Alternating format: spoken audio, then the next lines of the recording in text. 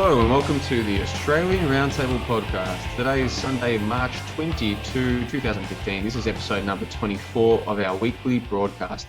I'm your host, Johnno, and I'm joined in the studio by Ethan Nash of TOTT News. Thanks for being here. Good to be here. And we are linked via Google Hangout to our resident wise old elder, the Silver Fox himself. Lindsay, thanks for joining us. Yeah, thank you very much. I'm glad to be here. Well, the show continues to grow, so here's a quick blurb for any listeners who might be new to the show. The Australian Roundtable Podcast is a Brisbane-based independent news analysis and discussion panel podcast, which broadcasts live every Sunday from 3 p.m. Australian Eastern Standard Time. Live listeners can take part in a live chat forum at the YouTube channel during broadcasts. All episodes are archived at that channel. The show features an eclectic panel of presenters who come together each week to discuss recent and topical news and current affairs from Australia and around the world, and provides an alternative perspective to that presented by the corporate media. Views presented by individual panelists and guests are not necessarily representative of the entire panel, and each presenter is solely responsible for his or her own comments and claims. All important information cited during the broadcast will be linked to at our site ausroundtable.com, so you can verify and analyse it for yourself, which I, for one, recommend you do. Episodes generally run 2 hours, and although it is a roundtable discussion, we do keep to a rough structure for each episode, generally breaking the show up into a domestic and international segment. I will get to the rundown for today's show right now. We've got 7 topics for the domestic segment. The first topic will be Abbott, our Prime Minister, approving of metadata. Second topic will be Abbott and his comments relating to Goebbels. Third topic, Abbott's comments on remote communities here in Australia. Fourth topic, South Australia's on-the-spot fingerprinting. I'm looking forward to that, Ethan. You've got some good words to say about that. Fifth topic, a father sadly died after a road rage incident here in Australia. That's important for a number of reasons. Lindsay will talk about that. The sixth topic will be domestic food monitoring here in Australia. It's a feature piece from my good friend Ethan. And then the seventh and final topic will be Brisbane City Council's executive bonuses, which are outrageous. Just wait till you hear about this. It's incredible stuff. Then we'll move on to international, and we've got 5 topics. The first one is South Africa's penis transplant. Lindsay, that one's yours, mate. I'm looking forward to that. Then topic 2, low confidence in media and government. Topic 3, Israelis want to nuke Germany. Apparently some Israelis want to nuke Germany. That's interesting. That's the third topic. Fourth topic will be the Anti Defamation League and so-called white supremacy. And finally, if we get time, I'll get to talk about limited hangout. Now, again, for the last time, we will apologise for those technical difficulties there, Ethan, but they're behind us now. It's time to have a general chat, and I'll throw to you straight away, mate. How you been? Yeah, not too bad, Johnno. I had a pretty productive week, just planning for the future of my website and writing articles and whatnot. I think it was a pretty productive week, not just for myself, but for all the other people that I collaborate with and know, and this is going to be the perfect way to cap it off. Very well. And Lindsay, mate, those technical difficulties had nothing to do with you. How have you been for the last few days, my good man?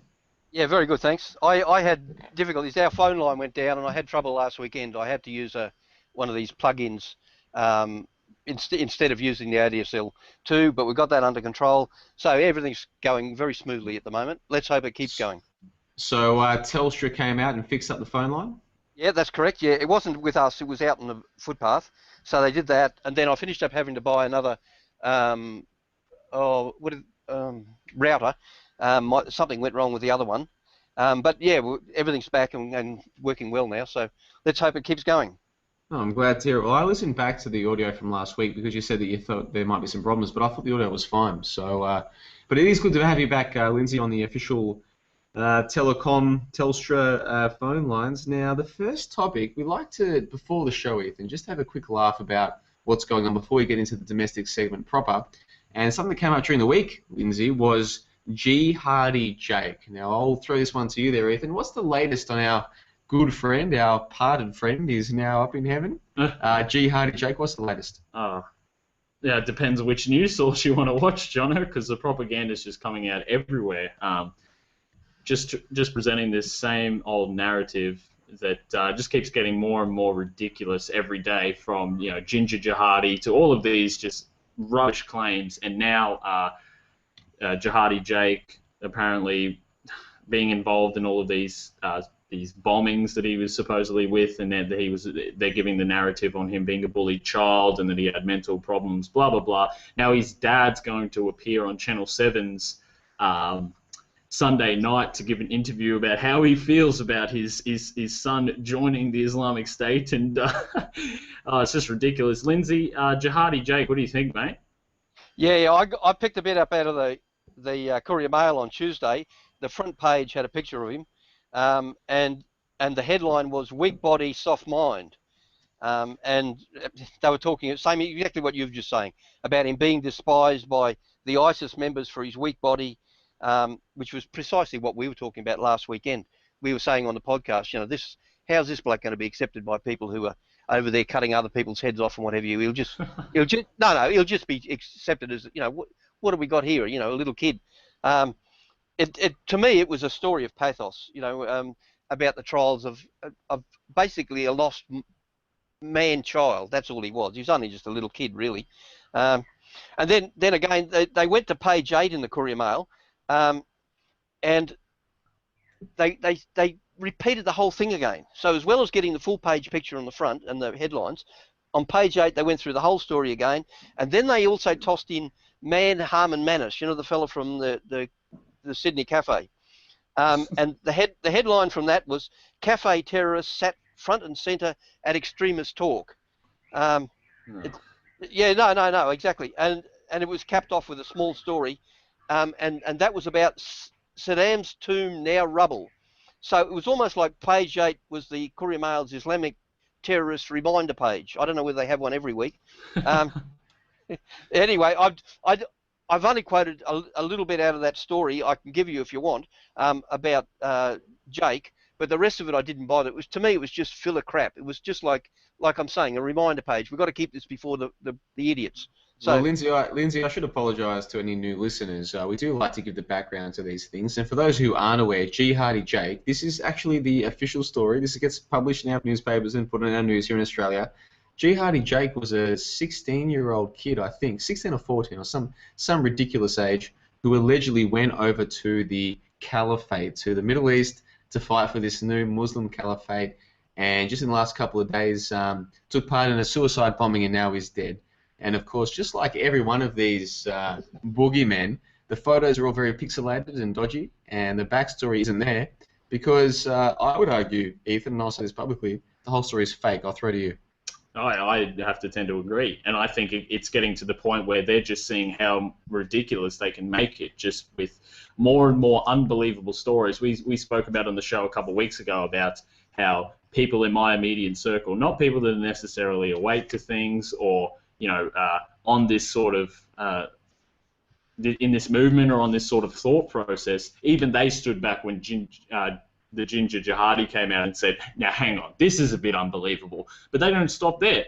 They're going to continue it on, and next it's going to be a baby who's gone and got his passport and caught a plane over there and had a bomb in his diapers for all we know, and the people will believe it. It's you can't make this up. And for those people, look, we target this show at those people who already think for themselves, and most people who think for themselves, Lindsay, have already worked out that this whole ISIS thing is at the very best exaggerated and at worst a complete lie. But we have to remember that the first Gulf War, the 1991 invasion of Iraq, which involved far more men and far more units of the military than the 2003 one.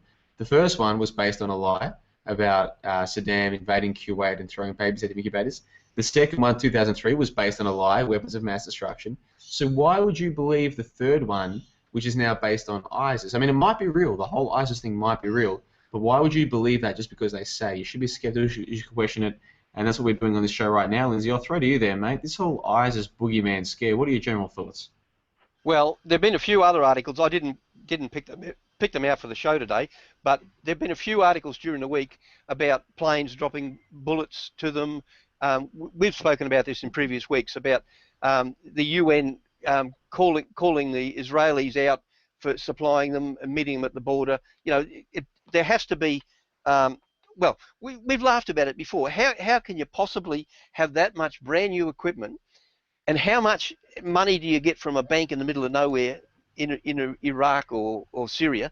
There are so many holes in this story, and it becomes obvious that it's a setup.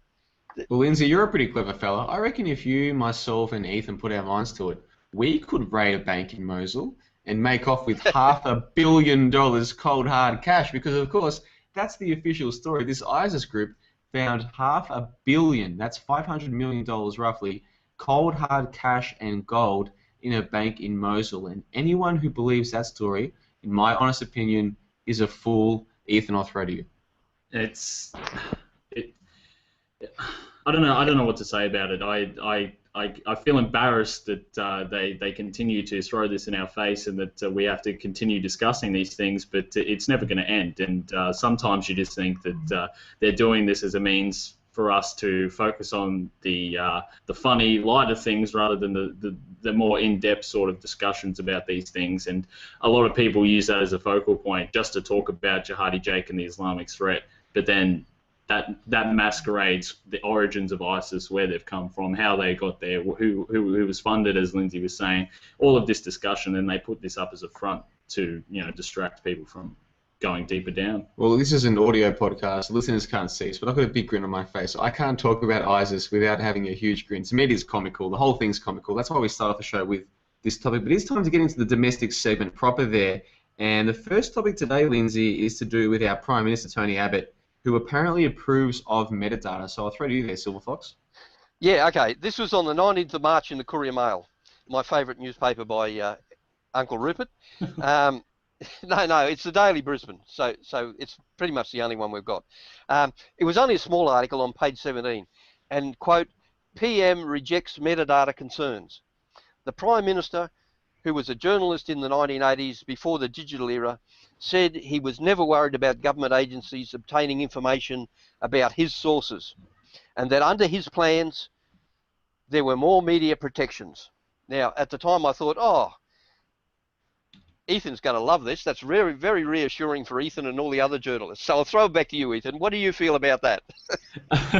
Well, I actually saw this too, and I saw the speech that he gave about that, and the funniest part was he was pushing this whole narrative of he wasn't afraid of metadata and government. Like he was talking about protection of journalists, but he used that as a justification for metadata, saying that he wasn't afraid of metadata and government agencies obtaining information back in the day.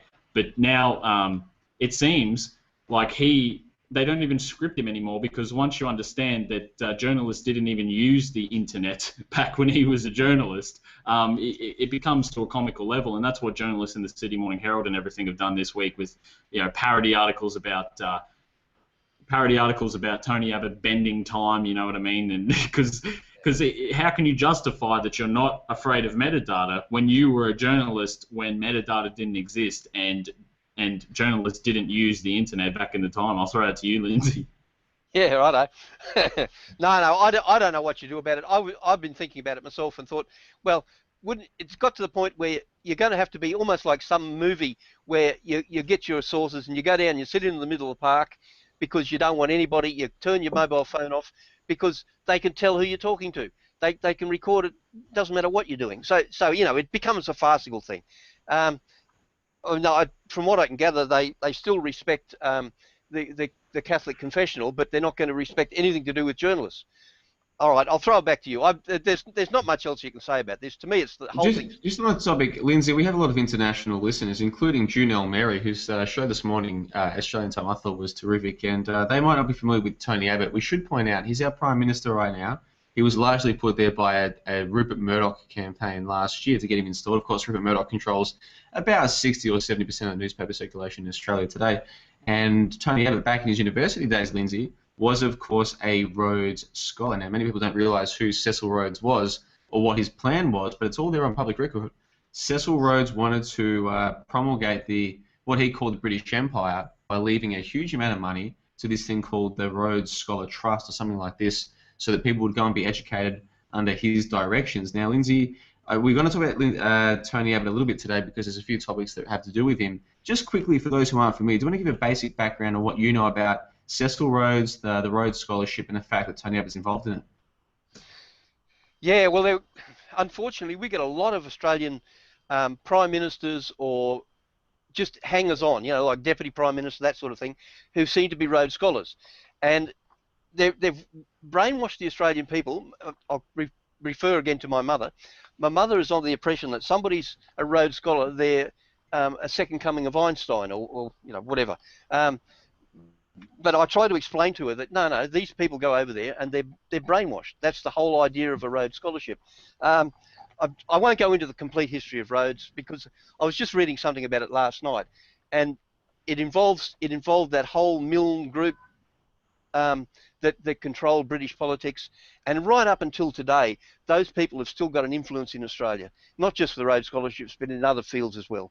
So I'll throw back to you on that. Well, Lindsay, you know who is Einstein? Tony Abbott himself with this metadata. I just pulled up one of these articles because they're too comical not to pull up, and I'll just read a little bit out from it now.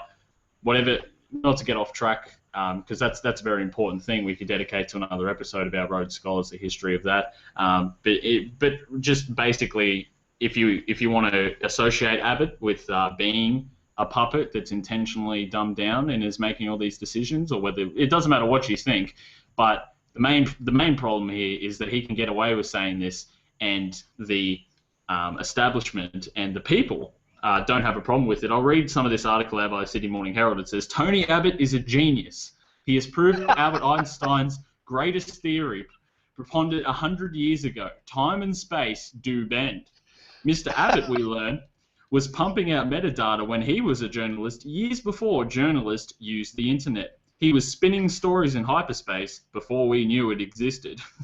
We know this because the Prime Minister told us so on Wednesday. Quote, in the days when I was a journalist, he revealed to seekers of truth, there was no metadata protections for journalists, and if any agency, including the RSPCA or the local council, had wanted my metadata, they could have just gone and got it on authorization. Look, I was perfectly comfortable as a journalist, end quote.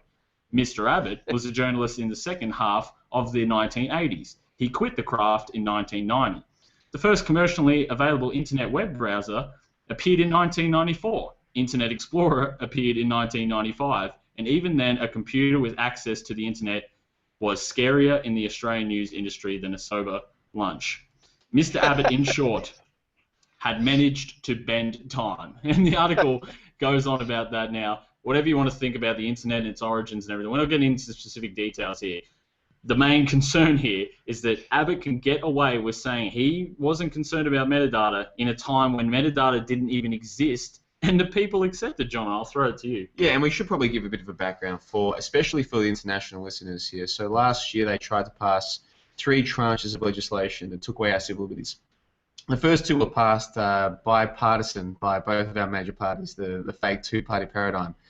They had to do with things like allowing police to come to your house without a warrant for up to 12 months, in plain clothes, banning you from going to certain countries, all these kinds of ridiculous things that are now law in this country. The third one was the metadata bill that still hasn't been passed. So this whole discussion of metadata laws has to do with that. Now, they will eventually pass this law.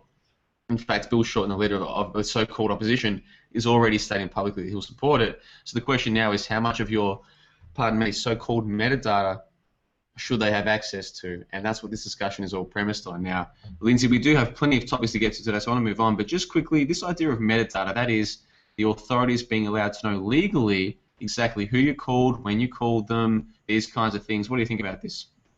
Yeah, well, they keep saying, oh, it doesn't really matter. We can only just find out who you spoke to on the phone or who you sent. We're not going to look at the content of your email. We just want to see who you sent it to. Well, if I've got AIDS and I contact the AIDS centre, you've got a pretty bloody good idea it's going to be about AIDS. And then I've got it. Or things like that. You know, just who you're speaking to would give good direction to almost anybody in the spook area as to what you're on about or where you're going or what you're doing.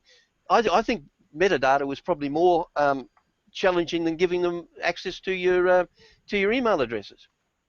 Okay, I'll throw it back to you. Yeah, and I would say that I believe, and people like me believe, that the intelligence organisations already have access to all of this information. Just they do it surreptitiously. This will make it legal now so that the police can have access to all of this information whenever they want it. That is, whoever you called, whenever you called them, they now legally, officially have the right to access this information. It's a very important topic. Ethan, we do have to move on, but I'll give you the final thought on this one before we move on to the second topic. Well, this is going to segue into my metadata feature piece. So save the magic, boys, for the discussion when we actually discuss metadata. But yeah, in terms of just this short introduction segment we're talking about, I just want to conclude on just reinforcing the notion that I can't believe the people are so programmed that even they can just say these outright lies and get away with it, and that's not even going into the details on metadata, John. It's you can't make it up. Well, you know, Silver Slave 333 in the live chat, he's been one of our loyal listeners right from the start, asked regarding our early conversation, is Telstra fully China-owned yet? And if they're not, they soon will be. Lindsay, isn't it amazing how much the Chinese are buying up of our country? We might get to that later on in the show, but first we have to move on to the second topic today, which is to do with our Prime Minister, Tony Abbott, and his comments regarding Goebbels. So, Lindsay, I'll throw to you. Okay, thank you for that. Yeah. What I was going to say, while we're on Prime Minister Abbott, the onion eater, I think from last week, how about this terrible, and in inverted commas, and I'm being facetious here, gaffe, calling opposition leader Bill Shorten the, quote, the Dr. Goebbels of economic policy, end of quote. Now, what a horrible thing to say. Anyway, as it turned out, Mark Dreyfus, who was a member of the Parliament and a Jew, threw a hissy fit, and he was sent from the parliamentary chamber. He was expelled. And he was followed out by another Jew, Michael Danby, and another fella, and I don't know what he is, called Tim Watts, and he was also thrown out. Now, apparently, not only do they have a copyright on the word Holocaust, but if the Prime Minister equates somebody's ability with Dr. Goebbels, they take sufficient offence to disrupt the nation's parliament. Now, I think it's about time that they resign from politics if they're that thin-skinned. Now, I'll throw that back to you. Well, that's a very good point there. We did discuss a couple of weeks ago, Lindsay, the fact that when Tony Abbott said that there was a holocaust of job losses, there was a certain group of people who came out and lambasted him for that. They said, you can't use the word Holocaust in that way. Of course, the word Holocaust did exist before World War II, and it meant something in the context that he meant it, exactly what he was trying to say, but apparently he's not allowed to use that word. Now, we're not Ethan Tony Abbott defenders here. In fact, we're some of his biggest critics, but this is language that he's using. Why is it so wrong for him to use it? I'll throw to you. It's, well, we all know there's a number of reasons because of that. Just look how our language has been destructed. The destruction of our language has continuously persisted over the last 50 years. You know what I mean? Like, they are intentionally doing this to establish a society where we spoke about on your Sunday sessions, John, about subjectiveness, about what is good, wrong, and bad. We live in a society where you grow up with children and you say that there's such things as bad words and there's such things as good words, when that's just a subjective thing to the person's own beliefs. The actual language itself, they're just words, and we've been brainwashed and manipulated through generations into believing, because they told us that there's certain words you can't say, certain words you can say, and our language is continuously destructing. I'll throw it back to you. Well, I think one of the points that Lindsay was making, I don't mean to speak for you there, Lindsay, was a couple of weeks ago when our Prime Minister Tony Abbott got into trouble for using the word Holocaust in a non-Jewish Holocaust context. Yeah.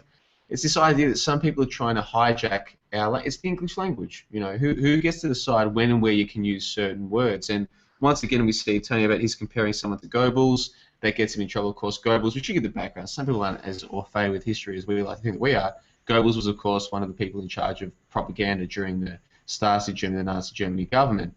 And if you believe what I believe, which is that our government is engaged in propaganda just like they were back in Germany in the 1930s and 40s, it's a fair comparison. I'm not here to defend Tony Abbott, but yeah, not only is his opposition involved in propaganda, but so is he. That's what our whole government's all about. Lindsay, I'll throw it back to you. Yeah, no, I agree entirely. I think we've did it so well a couple of weeks ago. I think we're just repeating ourselves now. But it was just another example of it. So obviously somebody in the federal parliament's not listening to our podcast. Otherwise they'd pull their heads in over this. And they wouldn't keep doing it all the time. Well, I'll tell you what, we did move on, Lindsay, a little bit too quickly because, of course, you did lead with the topic on metadata, and I do want to give Ethan some time. I know he's put together a feature piece on metadata, so we'll make this our third topic for today. Ethan, I know you put some information together. This is the floor is yours, my good man. Take it away. Yeah, thanks, Jono. Just continuing on from what we've said. So obviously our Prime Minister, our government establishment, everything is on board with metadata. And I broke this up into 3 sections. And as you know, earlier on episode 1, right when the first 2 trenches of legislation were coming through, I explained them all in depth, what they entail, how it's going to affect you, and I've been waiting for a long while because this has been stalled within Parliament to just talk about specifically to the people of Australia, but international listeners as well, because it's very important, because these laws could expand, just as our anti-terrorism legislation did, to places like Canada after their false flag hoax shootings and all of this nonsense. So metadata, and I've just put together a piece just to talk about it, and we'll break it up and have some discussion in between, but it's just gonna talk about the background of what metadata is for those that aren't aware, one of the major concerns, and where we're gonna go from here. So, well, the dreaded data retention, or as it has become known, metadata, legislative nightmare has passed the House of Representatives. So it passed the House of Representatives last week, and that was the catalyst for this this feature piece to be put together, because now it's on the way and it's not going to be long before it makes it. And it seems like the cracks of this agenda have been filled, packaged, and sold to the public, and now it's set to make its way through the Senate and eventually into our lives. Because of this, there has never been a more appropriate time to finally do my feature piece on this legislation and what it will entail, just as I did with the first two. So yeah, I just explained the introduction before I read it. So for those who have followed my website, tottnews.com, for a number of years, we have followed the data retention proposals from their inception in mid-2012 to now.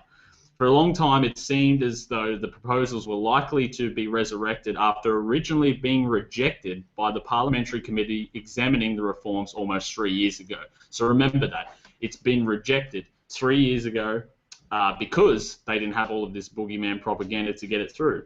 So as previously covered on the website and briefly on this program, the new bills will introduce a mandatory data retention scheme where telecommunication and internet providers will be required to retain personal data for 2 years. Australia already allows warrantless access of this type of data, which has raised serious concerns about protecting journalists and has been grossly misused throughout the years, as over 250,000 requests were made in 2000 alone without justification. Now, in an article by Lisa Main on 7's Yahoo News website last Tuesday, she said in the article that this will not include the storing of web browsing history, the body or text of SMS messages, the body and subject lines of emails, files attached to emails including photos or documents, the audio of phone conversations, the audio recordings of online or social media chats, and tracking via mobile devices. And as always, we'll link to these articles at AusRoundtable.com. Now, in a technical sense, this may be correct, and this is where I'm going to break down what it is, because the media don't explain what metadata is, what it entails. So this is where we break it down. So in a technical sense, those things that I just said may be correct, and this is where those who aren't familiar with the terms doublespeak and hyperbole should add to their vocabulary, because metadata entails a passive similarity to those mentioned, including storing the time sent, the geographical location sent from, the physical size of what's sent, the IP of the sender, that's the most important part, the tower it was transmitted through, the route of the information transfer, the time received by the receiver and the IP of the receiver, and the geographical location of the receiver. And that's just for computers. Remember, this legislation encompasses phones and electronic devices as well. In fact, everything and anything that can be attached to the message, call, or data transfer will be collected and stored. It's collected from all the background data constantly being transmitted by the apps on your phones and tablets. This data is used in conjunction, and this is the main premise, this data is used in conjunction with other metadata collected whilst banking, shopping, and other general electrical data transmissions by you or about you by a third party, and they will use that as a cross-reference with the other people's data, and this forms a quite detailed file on you, where you go, what you purchase, who you come into contact with, even if you don't know them personally. Now that's the background. So as I said, technically, they said, well, we don't have your photos and email, blah, blah, blah. We don't have access to the specific actual files and whatnot, but they do in terms of they can still build a digital blueprint with the metadata behind the scenes. That is all of the locations and your IP and what you're doing. As Lindsay said, if they'll know if you've been on an AIDS website. They know all of these things, even if they can't see the website themselves, even if they can't do all of these things. Now that's a background, and I'll get into what the new developments are and where this is going from here. But to break it up first, I just want to get a bit of information from you guys about how do you feel about the standard mandatory storing of personal information for 2 years. I'll throw that over to you, Lindsay. Just hearing what I've said now about how they can still passively build a blueprint on you, even though they can still sell it as we're not monitoring you. How do you feel about this? Oh, well, you know my feeling on this. I've been very upset about this for going on 20 years now, because you could see what they were doing, where they were coming from, and you can see it's this whole 1984 business where everything's going to be tracked. We can deal with you if we want to. We've got all the evidence there on you. I've always thought that we were going to finish up with a banking system where there would be no more money, no more cash. It'd all have to go through their computers. So we've virtually lost control of everything. That's the other part that worries me. It's just where exactly are we heading with this? And it's only going to get worse. We've seen it get worse over the last 20 years. It's only going to get worse. And that's what worries me again, is that, oh no, this is all we're doing, 2 years. Next year, oh look, there's been another bomb somewhere. We're going to have to keep it for 4 years or 10 years, or and it's never going to end. That's this whole creeping Marxism business. It never ends. All right, I'll throw it back to you. Look, the way I see it, I don't think they care about my phone conversations, but the way I see it is when I'm talking, I just imagine that George Brandis is listening to the call live, because he might as well be. When they talk about metadata, the way that I see it is that they already have access to everything that we do online as it is. The intelligence services have access to everything we do.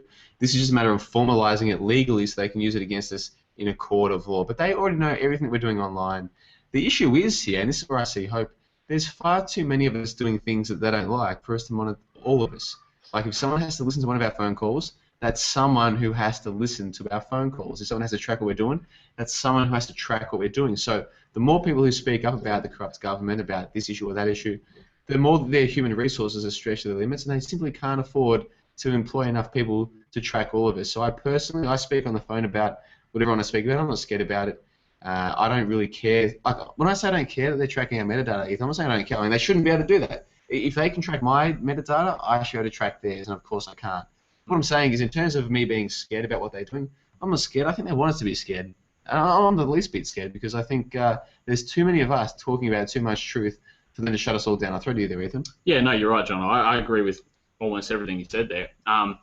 It's just the major concern is that, as Lindsay said, this sort of Orwellian draconian nightmare has been incrementally creeping for so long, and all of a sudden it's now being accepted into modern day. We've got Tony Abbott telling us he wasn't afraid of metadata when it didn't exist. You know what I mean? Like, people just accept this, and everything that I just explained now about metadata, you won't find a single mainstream media article that will go into that depth about it.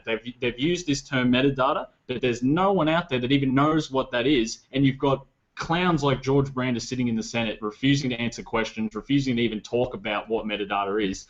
But the point is, the concern is that one day we're going to wake up and this Orwellian system's just going to be around us, and it's not going to be, it's just going to be like that. And this is a major part for it in Australia, John. Ethan, you made a terrific point on episode 19 or 20, around about that point, where you were pointing out that George Brandis on live air couldn't actually articulate what metadata was.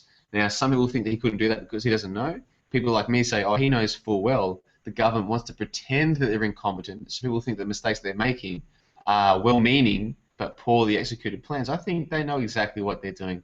They want complete and utter control of us. I think they've already got it. Now they just want to formalise that so they can use it against us in courts. Lindsay, I'll throw to you. Yeah, I agree with you. There's nothing much more for me to add. I'm sure the listeners got a fair idea of this as well. I was talking to a young girl the other day, probably a 17 or 18-year-old girl down in the shopping centre, and she was coming out about, oh, look, I'm really getting scared now that they're going to put a chip in me, and it's all coming true. And I thought, well, even they're aware of it. So we all know where it's going. It's just a matter of how do we fight it? Okay, back to you. Yeah, no, you're right, Lindsay, and that's why I think it's so important that we have shows like this and feature pieces like this, not to toot my own horn, but just to get the information out there. And you made a good point, Johnno, about how we already understand that they can track all of our data online, and the thing is, as most people don't know, they can legally access our metadata right now without a warrant. Even companies like, if you head to tottnews.com, There's an article there called Erosion of Privacy in Australia, Basic Facts You Need to Know, and it has such things as government agencies requested 250,000 warrantless requests for people's information. You don't have to tell them, there's no warrant, it's just, it could be any government agency. They can already access our metadata, but now, so that's not the concern. The concern, you know what I mean? Like they're trying to say that we can't catch these terrorists and whatnot because we can't track them. They have every means to track them now. They just want it so that they can store us, and that's what makes a segue into the concerns. But before I do, Jono, just want to get your final thoughts on that. Well, it's like the old frog in the boiling pot. You put the frog in the pot, you slowly turn it up, and the frog, this is the story anyway, the frog doesn't know what's going on because it slowly gets hotter and hotter. Next thing you know, the frog's cooked. And that's what they're doing. If you said to people 20 years ago, you know what, the government will be legally allowed to track every single one of you. Every person that you call, every email you send, they'll be able to track everything you do legally without a warrant. People would say, well, that's over the top, that's crazy. But they're slowly bringing this in incrementally. And that's why, Lindsay, there's many reasons why I love having you on the show. One of them is because you actually remember a time when this would have been called crazy. Nowadays, when we criticize it, we're called crazy for criticizing it. But once upon a time, even trying to bring this in would have been called crazy. You remember that time. I'll throw to you. Yeah.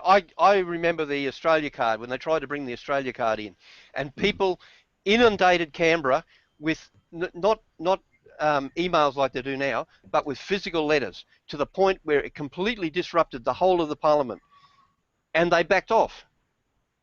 And now you got it exactly right. They learned from that. Oh, it's no good hitting them with something like this. We've got to do it slowly, catchy monkey business. And that's exactly what they're doing. Yeah, okay, throw back to you. Yeah, you're right, Lindsay. And Greg Williams left a good comment in the chat saying, fear allows them to pass legislation that in times of no fear they would have no hope in doing. And people don't understand. They tried to pass data retention 2 years ago, and it got rejected by the parliamentary committees because they didn't have these fake boogeyman, fake Newman Hader incidents, this ISIS propaganda. Now people have been scared into giving up their rights that didn't even pass 2 years ago. That's how far we've got down. And it makes a good segue just into the second part of this feature piece, which is just some of the major concerns here. And these are the concerns that everyone has. And there's more concerns to come where we go from here with the new amendments that they've made to make it past it and the deals that they've reached. But the retention of metadata is troubling to some due to the extremely easy nature of obtaining the information and the concern of how such data is being shared and used in Australia and abroad.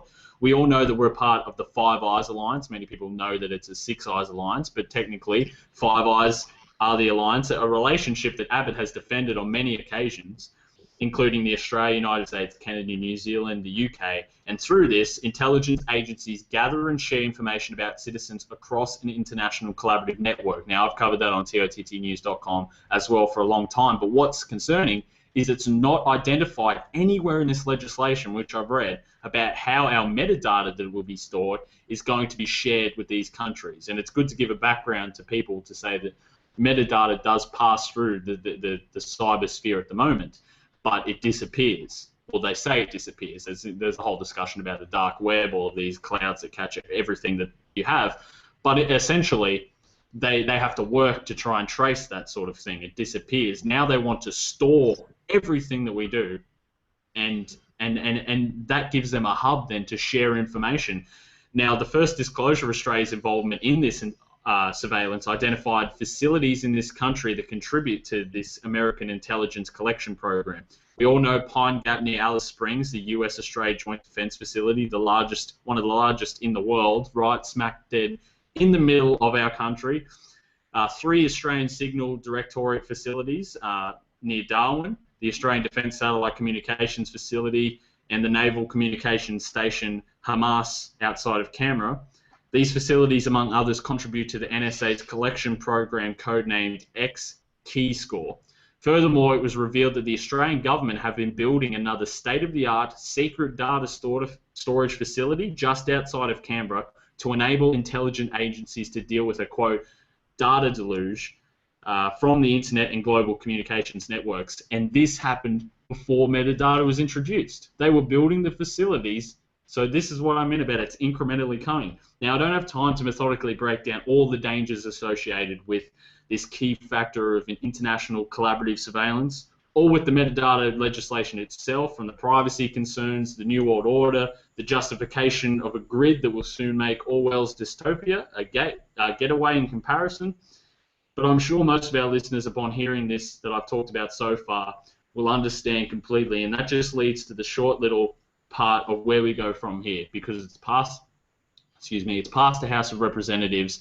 Now it's going to go to debate in the Senate, just as all the rest do, and obviously it's going to be whitewashed through there with only a couple of MPs voicing their concerns about it.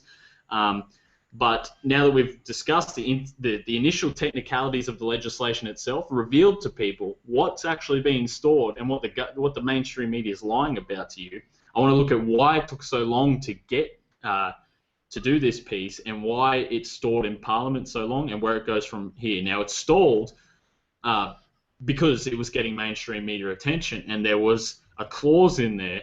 There was no clause in there protecting journalists from this, and there was this whole thing about national security, about sources being revealed, about whistleblowers having no protection at all if everyone's data. So amid warnings from media companies that this would have a chilling effect on press freedom, the government agreed to establish a, quote, public interest advocate and a, quote, journalist information warrant to prevent the identity of confidential sources being exposed.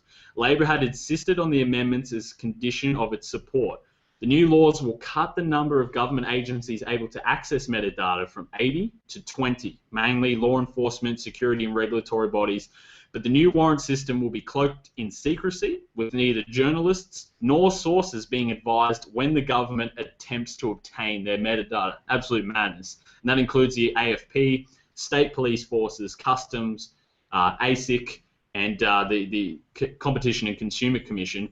Now, the public interest advocate appointed by the Prime Minister would make a submission outlining the public interest argument for refusing or obtaining a warrant, but would not be able to consult with affected journalists or media organisations. Reporters would also be forbidden from disclosing information about the new journalist information warrant, including the, quote, existence or non-existence of such warrant and any attempt by government to pursue journalist communication records. Doing so will be punishable by 2 years in prison. Now, John, before I move on to where we go from here, all of this that I've said so far, give us your thoughts. Well, one of the parts that were, like those two pieces of legislation that were passed last year had to do with special investigations, something, SIOs. And what they said was that if you report on a government SIO, you're liable to go to jail for up to 10 years. Okay? Up to 10 years for reporting on a case that they don't want you to report on. Up to 10 years in prison just for reporting on it. And the best part is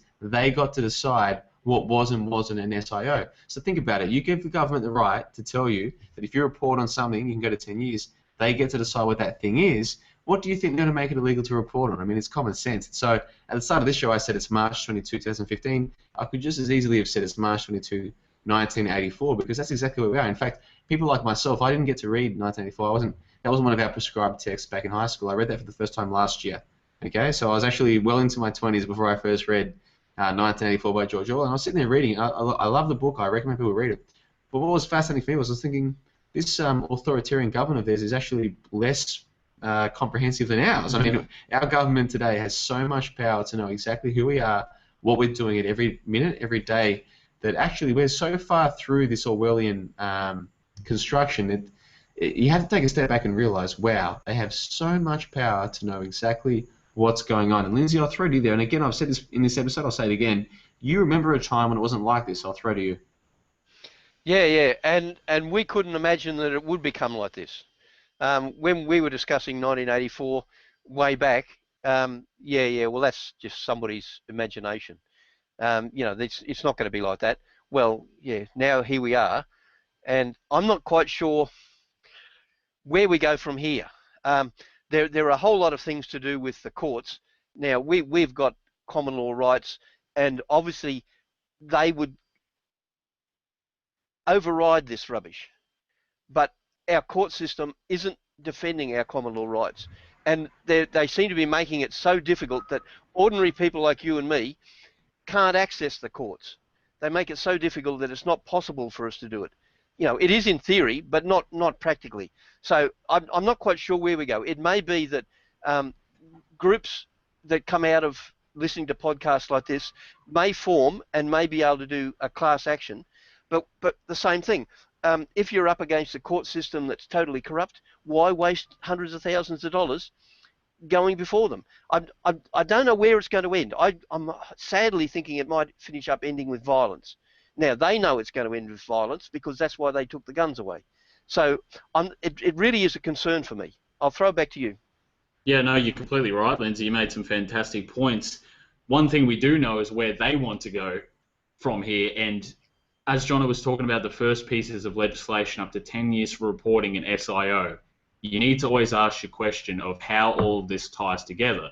Now, what better way to know if people are reporting on SIOs than to store all of their metadata to see if they're doing that? And this is where it continues on. But the main point of this is how it's going to affect us, me and you, Johnno, this podcast, everyone that's doing this, because even though they got through the House of Representatives due to a negotiation to put an exemption to protect journalists, it only protects the Rupert Murdoch corporate prostitute journalists, as George Brandis has said. Now, this is an article I put on tottnews.com.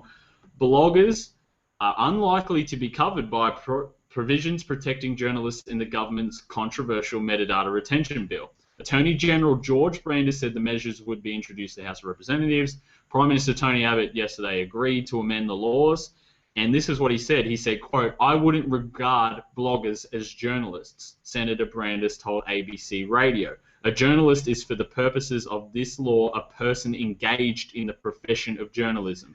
There is an interesting argument, of course, about what the margin of a journalist is. Ultimately, that is a matter that will be resolved by the corrupt courts. So you see, even though they're getting this through and telling the public, it's all good. If you're a journalist, if you know what I mean, you're going to be protected.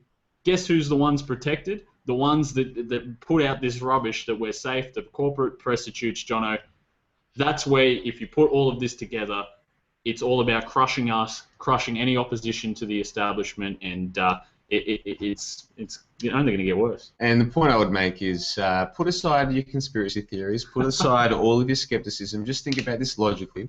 If a government gets to decide who is and isn't a journalist, and if journalism involves criticising the government, and it's the government who decides who is and isn't a journalist, I mean, think through this logically. That's exactly right. Where do you end up? And look, even people who I know in real life who aren't what you would call a conspiracy theorist, they can see that this is outrageously ridiculous. I mean, it's just absurd. And I think they're probably overreaching a little bit here. And even though the masses generally don't care about anything, those that, you know, where there's 20% or 30% of people who at least care, maybe don't know what's going on, but at least care, I think they're saying, yeah, this is just going far too far. If they're going to do this, they're going to publicly announce it, they're going too far. Lindsay, I'll throw to you. Yeah, I agree with you. And when I say they, we'll go back to the people behind it. They've always overreached throughout history, and they've paid for it. And it'll be no different.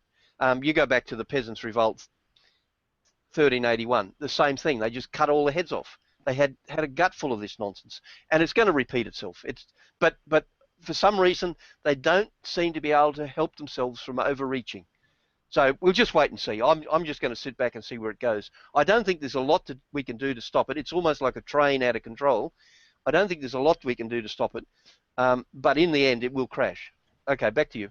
Well, let me say, Lindsay, at the end of the day, if they want to analyse what we say in a phone conversation or read what we write on the internet, some human has to do that. They can write algorithms to double check, if the word, like say in a phone conversation, you use the word bomb, they can red flag that so the computer tells them, this conversation used the word bomb, so then a human has to listen to the call, right? Like they can filter out the phone calls they want to listen to, they can filter out the blog posts they want to read, right? But still, the ones that they red flag, someone has to read or listen to.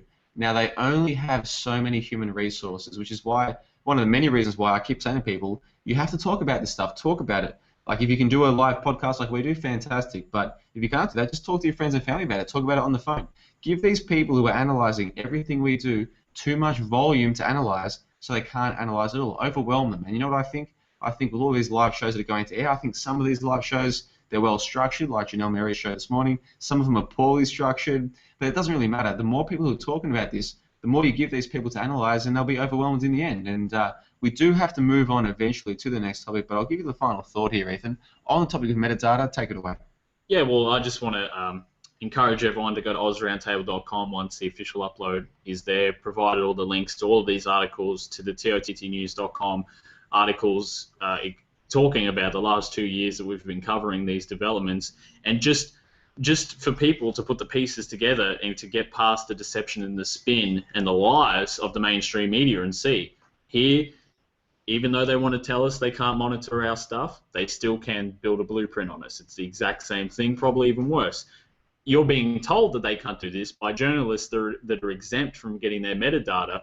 Even their metadata, they have to get warrants to obtain their metadata, but we're not included in that. Our metadata is going to be stored, and this is all involved in a global Orwellian, international, collaborative network of intelligence sharing about us, and in the end, it's going to come back on us. So I'm going to keep it every week on the show. I'll keep you updated with the Senate debates, how it's going to get through. We all know where it's going to go, but we just want to see where it's going to go from here. If it can get worse, if they try to overreach anymore, and hopefully people spread the information, and at least if we can't stop it, get people aware that this is the final third bill in three of the worst legislative pieces that have ever been presented in any parliament, John. Ethan, I'll say this. I think sometimes you're a little bit too modest and you don't promote TOTT News enough on this show. You should do that. Promote it 4 or 5 times an episode. People have to check this out. If you're a lot of our listeners, they want to listen to us, tell them what's happening here. They want to do their own research.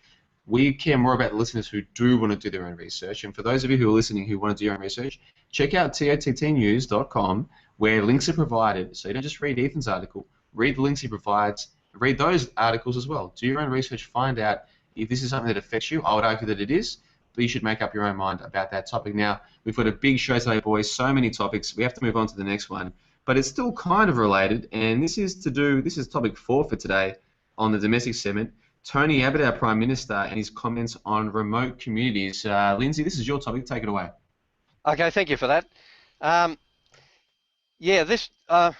Following Mr. Abbott's statement about cutting back funds to Aboriginal outstation settlements because it was a lifestyle choice, there were numbers of articles and letters to the editor in the Courier Mail.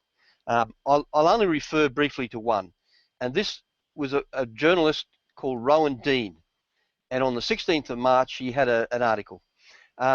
He tried to equate Aboriginals in the outback and Jews in Israel, and he seemed to fail on both counts, to me anyway. And I'll quote you. In both instances, the feeling of a spiritual connection to rock and soil doesn't give them a choice to go and live in what may appear to others to be a fairly God-forsaken place. It leaves them no choice. And that's the end of the quote. He then went on at some length about the Jewish links to the Holy Land found in the Old Testament being, quote, much as the Aboriginal concept of country is tribal related, substitute the Bible for the dreaming and you have a pretty good description for the religious Zionism. So when religious Jews head off into the wilderness to set up home on some barren stretch of virtually uninhabitable land, dig wells, plant crops, build homes, and so on, there is little point trying to rationalise that they'd be better off elsewhere, end of quote. Now, I just love this. I'm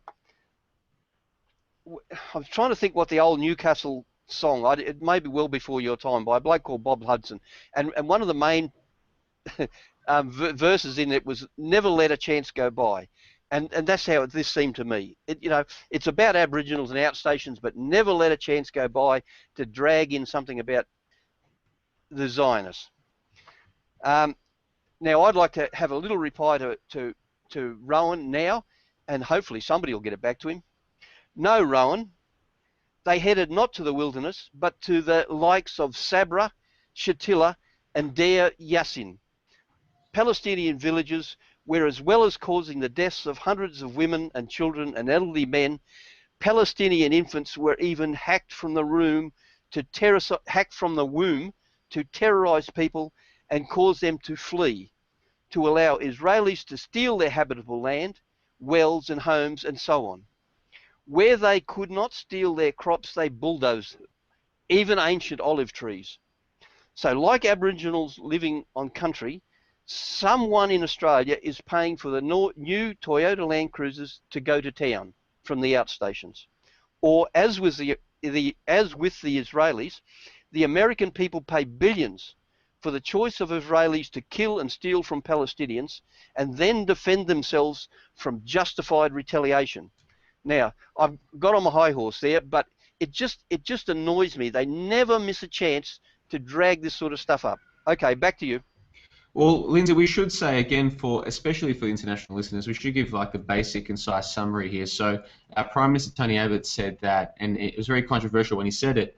People living in remote communities are making a lifestyle choice, and it had to do with how do you fund the people who live out, thousands of kilometres or hundreds of kilometres from the nearest city. How do you provide services, etc. And the reality is that in Australia we're very, very urbanised. In fact, the vast majority of Australians live in one of the 5 major cities. And so what he was saying was people living in remote communities, it costs us money. And so when he said that that's a lifestyle choice, obviously there are many remote communities that are Indigenous, and people said, oh, that's a racist thing to say, or why are you criticising the Indigenous, yada, yada, yada. I mean, and again, we're not Tony Abbott defenders. If you want to know what I really believe about Tony Abbott, tune into Sunday Sessions with John LeBon, and I'll tell you what I really believe. We're not Abbott defenders, but all he said was that people who choose to live in the remote communities, that's a lifestyle decision, as a pretext to discussing how do you fund it. And on that note, Ethan, I'll throw to you. Yeah, I completely agree with everything you say, and I think, obviously, time is of the essence, as the famous John LeBon himself does say occasionally on the show. But it goes into a broader spectrum of, again, the destruction of our language and the destruction of our choice to freely express our thing. And we spoke about this, how prevalent this was during the G20 summit. And we're not defenders here of Tony Abbott. We're not, by all means, defenders of Tony Abbott, etc., etc. But I think it comes down to a broader spectrum of those trying to control everything that we say, and this is being used as an example of how it's wrong to criticise, etc. It's a bigger topic. I'm not articulating it as well as I think, so I'll throw it to you, Lindsay, just to get your thoughts, to expand upon that, about that there's somewhat of a bigger picture behind all of this, and it has to do with the continuous eroding of our language and our freedom to express ourselves. Yeah, the freedom to express ourselves. I think that's the point of it. It happens all the time, and it's not just related to us or Aboriginals or Jews or whatever. We're constantly, they call it political correctness. You say any one word and they'll jump all over you because it's racist or it's, whatever. They've got all these trite comebacks that they come to. It's almost like a pejorative where where you don't have to actually answer what the person has said. You just call him a racist or something like that, and that shuts him up. And this is what's happening here, and they're doing it to Tony Abbott. I'm hoping that Tony Abbott's got enough guts to keep bouncing back. He seems to do it. I don't necessarily agree with everything he said there, but he's certainly got a right to say it. He's charged with looking after our money. So we've given him this tax money to spend, and he's saying, well, look, we're wasting some of it here on these villages where they should be able to look after themselves there, or perhaps we won't supply them with a school for 20 people, or whatever the details were. I can see the logic of it. We mightn't agree with him, but he has the right to say that. But that's not what's happening here. They're trying to come in and say, you haven't even got the right to express this in the National Parliament. Now, my kicker here was that this journalist should come on the back of it and flog this Zionist business. And that irritated me. And I thought, no, that's what's happening all the time in the Courier Mail. It's exactly the same sort of rubbish. So there's a double bunger here from my point of view. I'll throw it back to you. Yeah, really well said, Lindsay. Well, we have to move on. Before we do, a few comments from the live chat. Justice for Germans asks, are we going to talk about Malcolm Fraser being killed? And I've got nothing planned for today. We might do a piece on Malcolm Fraser next week, because he was a very important... Malcolm Fraser, for our international listeners, was a Prime Minister here. And in his time, if you look back and you know what's really going on, you can see that he was part of this whole agenda to destroy this country. So I've got plenty to say about him, but not today. Justice for Germans, we will talk about him eventually. Junelle Mary says that our legislation is going berserk too. Junelle, I think, is from Canada, and that's the point that we always make. We're all in this together. Canada, Australia, Britain, New Zealand, the United States, the Five Eyes, or the Six Eyes, as some of us know it to be. We're all in this together, which is why these shows, I think, we're not just talking to Australians, we're talking to Canadians and vice versa. We're all in this together, and it's all happening to all of us at the same time. And Azimuth Clark 462, who from now on I want to refer to as just Azimuth, okay? He says that Libya tried to make a new African currency backed by gold, and then somebody sent over the good old USA to put an end to that. And I've replaced the word that he used with the word somebody, because we live in Australia. If we were to say what he just said, we could go to jail. There's a certain group, Ethan, that you cannot criticise. But thanks to everyone in the live chat for the comments. We are watching them, of course. We do have a show to do, so we have to do our show and watch the live comments at the same time. But we appreciate every single one of you. There's about 40 people listening live, so keep the comments coming up. One of the things that I like, Ethan, is there are many live shows now, and some of them have good chats, and some of them have very poor chats. And I think most of our listeners, they're terrific in the chat, and I enjoy watching. If I wasn't doing the show, I'll be reading their comments just for fun anyway, because there's so much, insightful and informative stuff there. So we do appreciate everyone who takes the time to be part of the show and to comment live. Again, if you're new to the show, if you're listening to an MP3 on Podbean or whatever, we do the show live through YouTube. There's actually a live chat that you can take part in, so thanks to everyone for taking part in that. But we do have to move on to the next topic. Now, this is topic 5 of the domestic 7, and that's Australia, South Australia, rather's on-the-spot fingerprinting. Ethan, I'll let you take it away. Yeah, thanks, Jono. This was a real concerning development that I found this week, and it was actually sent through by a reader of TOTT News to say, have you seen this? Obviously, we've spoke about how mainstream media articles, especially the important ones, because we still do have good journalists here, are buried behind all of the nonsense, the Kim Kardashian stories, all of this nonsense. And I hadn't seen this one, and so I saw the original article, did some more research into it, formed my own article at tottnews.com, which I'll leave at AusRoundtable.com, or you can just go to tottnews.com while you're listening to this, and it's the feature piece on the website, but I'll just read it out here. It's not an overly long article, because I'm going to expand once we try and find where this legislation is, because so far it seems like they're actually going to make amendments to existing legislation, but we don't know what it is. But it's I'll just read the article out here. South Australians, and this is this is very concerning. South Australians who refuse to submit to an on-the-spot fingerprint scan will face up to 3 months behind bars or a $1,250 fine under promised election proposals by Attorney General and Deputy Premier John Rowell last year. In an article by the Adelaide Advertiser, it has been revealed that under new legislation set to be released for discussion, police with, quote, reasonable cause, we all know what that entails, suspecting an individual of committing, about to commit, or able to assist with the investigation of a crime can be subjected to this new measure. This would entail a person placing their finger on or thumb on a palm-sized sensor pad, and if a result determined by internal networks is a hit, so they've got hit and miss, or something ridiculous, the scanner will display a photograph of the person, a list of current or prior offences, and any outstanding warrants. The proposal, Mr. Rao has stated, will see laws loosened to allow officers to act upon, quote, reasonable cause. However, he has assured the public that their use will not be random and must be conducted under strict criteria. Now, the article notes that, quote, senior police have welcomed the expansion of their use, which has already resulted in several arrests for outstanding warrants, and previously tested trials have resulted in, quote, saving officers considerable time in verifying the identity of those suspected of wrongdoing and evading police over outstanding warrants. These trials conducted last year after the re-elected Weatherill government promised to enforce these new measures has resulted in police units beginning to roll out 150 portable fingerprint scanners across the state. In a statement by Mr. Rao, he reinforces the notion that these laws are necessary and for efficiency and effectiveness. And listen to this guide. Listen to his quote. This demonstrated that legislation reform is necessary to enable police to use the scanners in wider circumstances where a person does not have to give consent and police can scan for prints without the need to arrest, he said. This is the Deputy Premier and the Attorney General of South Australia talking about, yeah, this is fantastic because we don't have to get consent from people.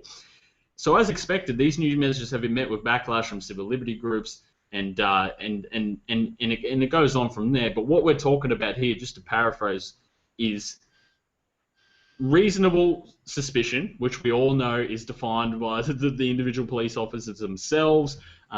If you're reasonably suspected of just of about to committing a crime, or you have committed a crime, or you can help with the assistance of a crime, you can't refuse an on-the-spot fingerprint examination, or you could face 3 months in prison or a $1,250 fine. This is concerning stuff, John. I'll throw it to you first. It certainly is, and we should. I'm sorry, we should give the background again. We do have so many international listeners, not just live, but who listen on the podcast. We'll have you later on. South Australia is one of our 6 states. Australia is a federation of 6 states. South Australia, I think, is our second smallest. Tasmania being the smallest in terms of population. South Australia has a population, I think, of like 2 million people out of 24 million. So it's a tiny one. And sometimes I think they use this as a test ground. In fact, a couple of months ago, when I was doing all of my research in the mainstream media regarding the Sydney siege, I found, and this is dead set, I'll put this up online for people to check out later on, when they were trialling these Orwellian cameras where they would put this thing up in the middle of the city and it would have 6 little cameras all around it, 360 degrees, and one big camera which could zoom by their own admission up to 1 kilometre and do facial recognition. And sometimes I wonder, do they use places like Tasmania and South Australia as their test cases, for the overall country, and not just for this country, but for other countries as well? And on that note, Lindsay, I'll throw it over to you there, mate.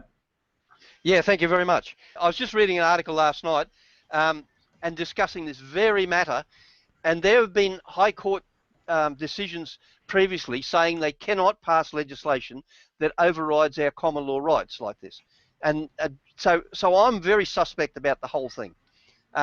You just can't force people to incriminate themselves by giving you fingerprints or whatever. I'm sure that, anyway, I haven't got the article in front of me, but I would like to research it the coming week, and maybe we can do something on this next week, because I think it's very important to get the message through to people that you have got rights. These people can't just do whatever they damn well like, and you have to lump it. No, you've got rights that go right back 2,000 years or whatever.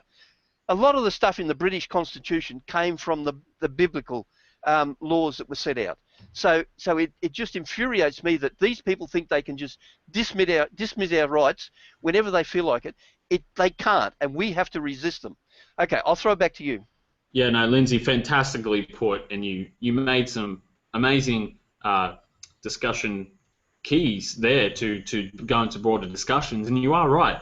And this is something that I want to work with you and a lot of other people like Enchanted Warrior to build something like this where we can, A, have these people held accountable for not representing the people, not representing the best interests of the people like they are sworn to do, and B, that we have the right, somewhere we have the right that if a draconian law that comes in, we don't have to follow this draconian law. I've researched it all, but it's massive because you have to put so many pieces together. You have to read a lot of things. But the main premise I want to get here is while we're doing that and we're trying to educate people about this, people don't understand all of this together. But people have had the psychological brainwashing to believe that they don't have an option, Lindsay, if you know what I'm saying. They don't have an alternative to these things.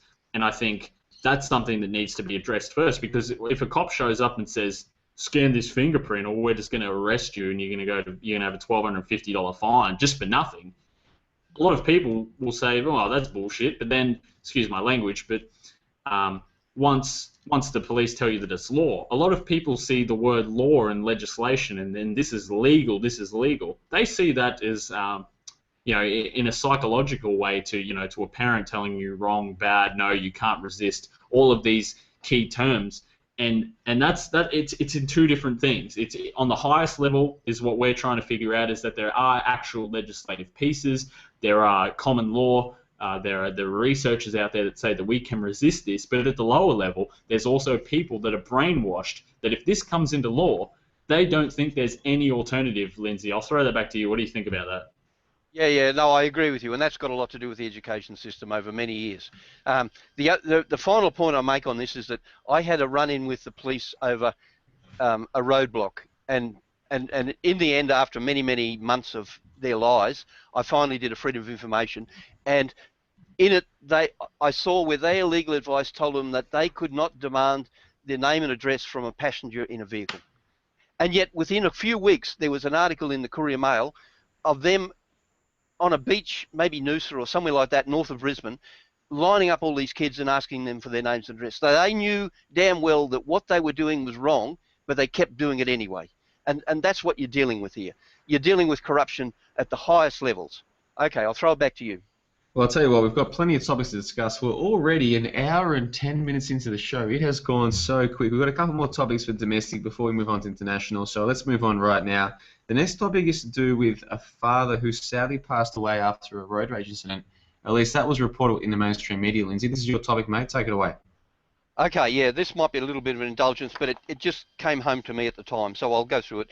On the 20th of March in the Courier Mail, there was an article entitled, quote, "Dad dead after road rage fight," end of quote.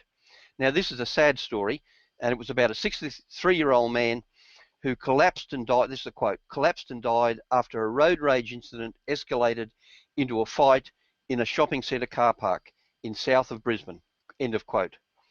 Now, this everyday incident has special interest to me because this very same week, I had two similar incidents happen to me at shopping centre car parks. At 66 years of age, I'm not silly enough to want to fight a 30-year-old men who are bigger than me. That's just common sense. But I must confess that in a very loud voice, I call one of them an ignorant prick. Now, it could easily have degenerated into a punch-up had the other fellow not been a bit ashamed of his behaviour and let it go. The thing that concerns me the most is that we as a people are no longer treating each other as brothers. I suspect that this is a result of living in overcrowded urban conditions. I know that rats become aggressive in experimental overcrowded conditions, and a direct result of multiculturalism breaking down our cohesion.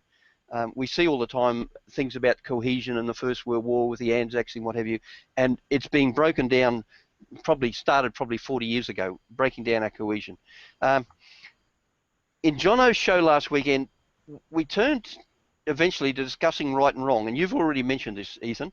And I still maintain that one of the differences between right and wrong is that we should treat others as we want to be treated ourselves.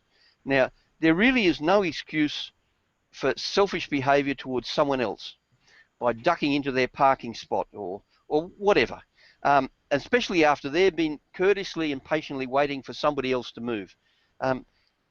We each as individuals really do need to make a decision to be more patient and courteous to each other and to set an example to others. Now, to me, it's just like that concept of paying it forward. And I think each and every one of us really do have to concentrate on this, because I can see us degenerating very quickly into well, I don't know how you'd call it, little more than animals. So I'll throw that back to you now. Well, Lindsay, Jacob Kilgore in the live chat says, good point, Lindsay. And this is one of the many reasons why I love having you on the show, because there's a few live shows now and a lot of them do good work, but we're lucky that we have you here, where you're someone who's been around for a couple of generations and you have seen what I believe to be the destruction of this society, the degradation of this society, the slip from this society from being something that was sensible and common sense through to a place right now where people have no respect for each other. It didn't used to be this way, or at least that's the way that I see it. And I want to put this back on you there, Lindsay. Would you agree, and this is just your opinion, this is just us talking about what we believe, would you agree that society has slipped in the time that you've been an adult? Yes, but there are a couple of other things in this, and that a lot of the time when I was younger, I spent in rural areas where the people are naturally more, because you're a part of a smaller area, a smaller village, most people know each other, they are more friendly and more open. You walk down the street and people will say good morning to each other, even strangers, good morning to each other. Whereas I've been in Sydney once, sitting on a motel fence, and people walk up the road and you say good morning to them and they cross to the other side of the footpath like you're a nutcase. And so I think you've got a few different strands going on here. But yes, to me it's degenerated. And for this to happen, even this morning, I was pulling up waiting for somebody to come out of a car park, and somebody went around me and ducked off. And I thought that's the third one this week. It really is becoming I know people are busy, but you're not that busy that you have to be discourteous to other people.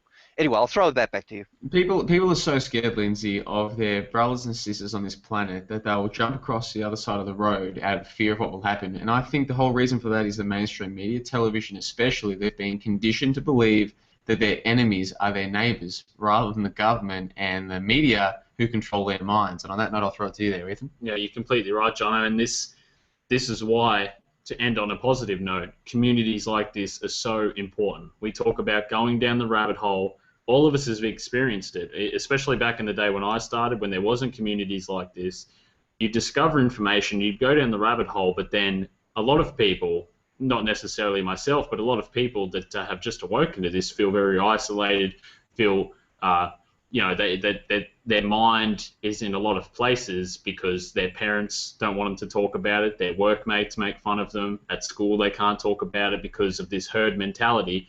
And I think all of this spans from everything that you're saying now, especially the destruction of society as itself, of interactions, of everything going online, but in sense of a bigger picture, just this notion that people become isolated, and because people are stuck in this mentality, whether it's in this movement or whether it's in real life, don't want to talk to your neighbours, all of this, that's why communities like this are so important, because then people can discover there's other people that think like this, and again, it encourages social interaction, community building, stuff like meetups like we do here, outside of the internet as well, you know what I mean? Building communities again and rebuilding it from a grassroots level is what needs to happen to combat this, Jono. How can you have humanity without community? And how can you have community without trust? And how can you have trust when the TV is telling you at 6 p.m. every night how bad everybody is? Mm-hmm. I believe, and this is just my opinion, we'll talk more about this on the Sunday sessions later on tonight,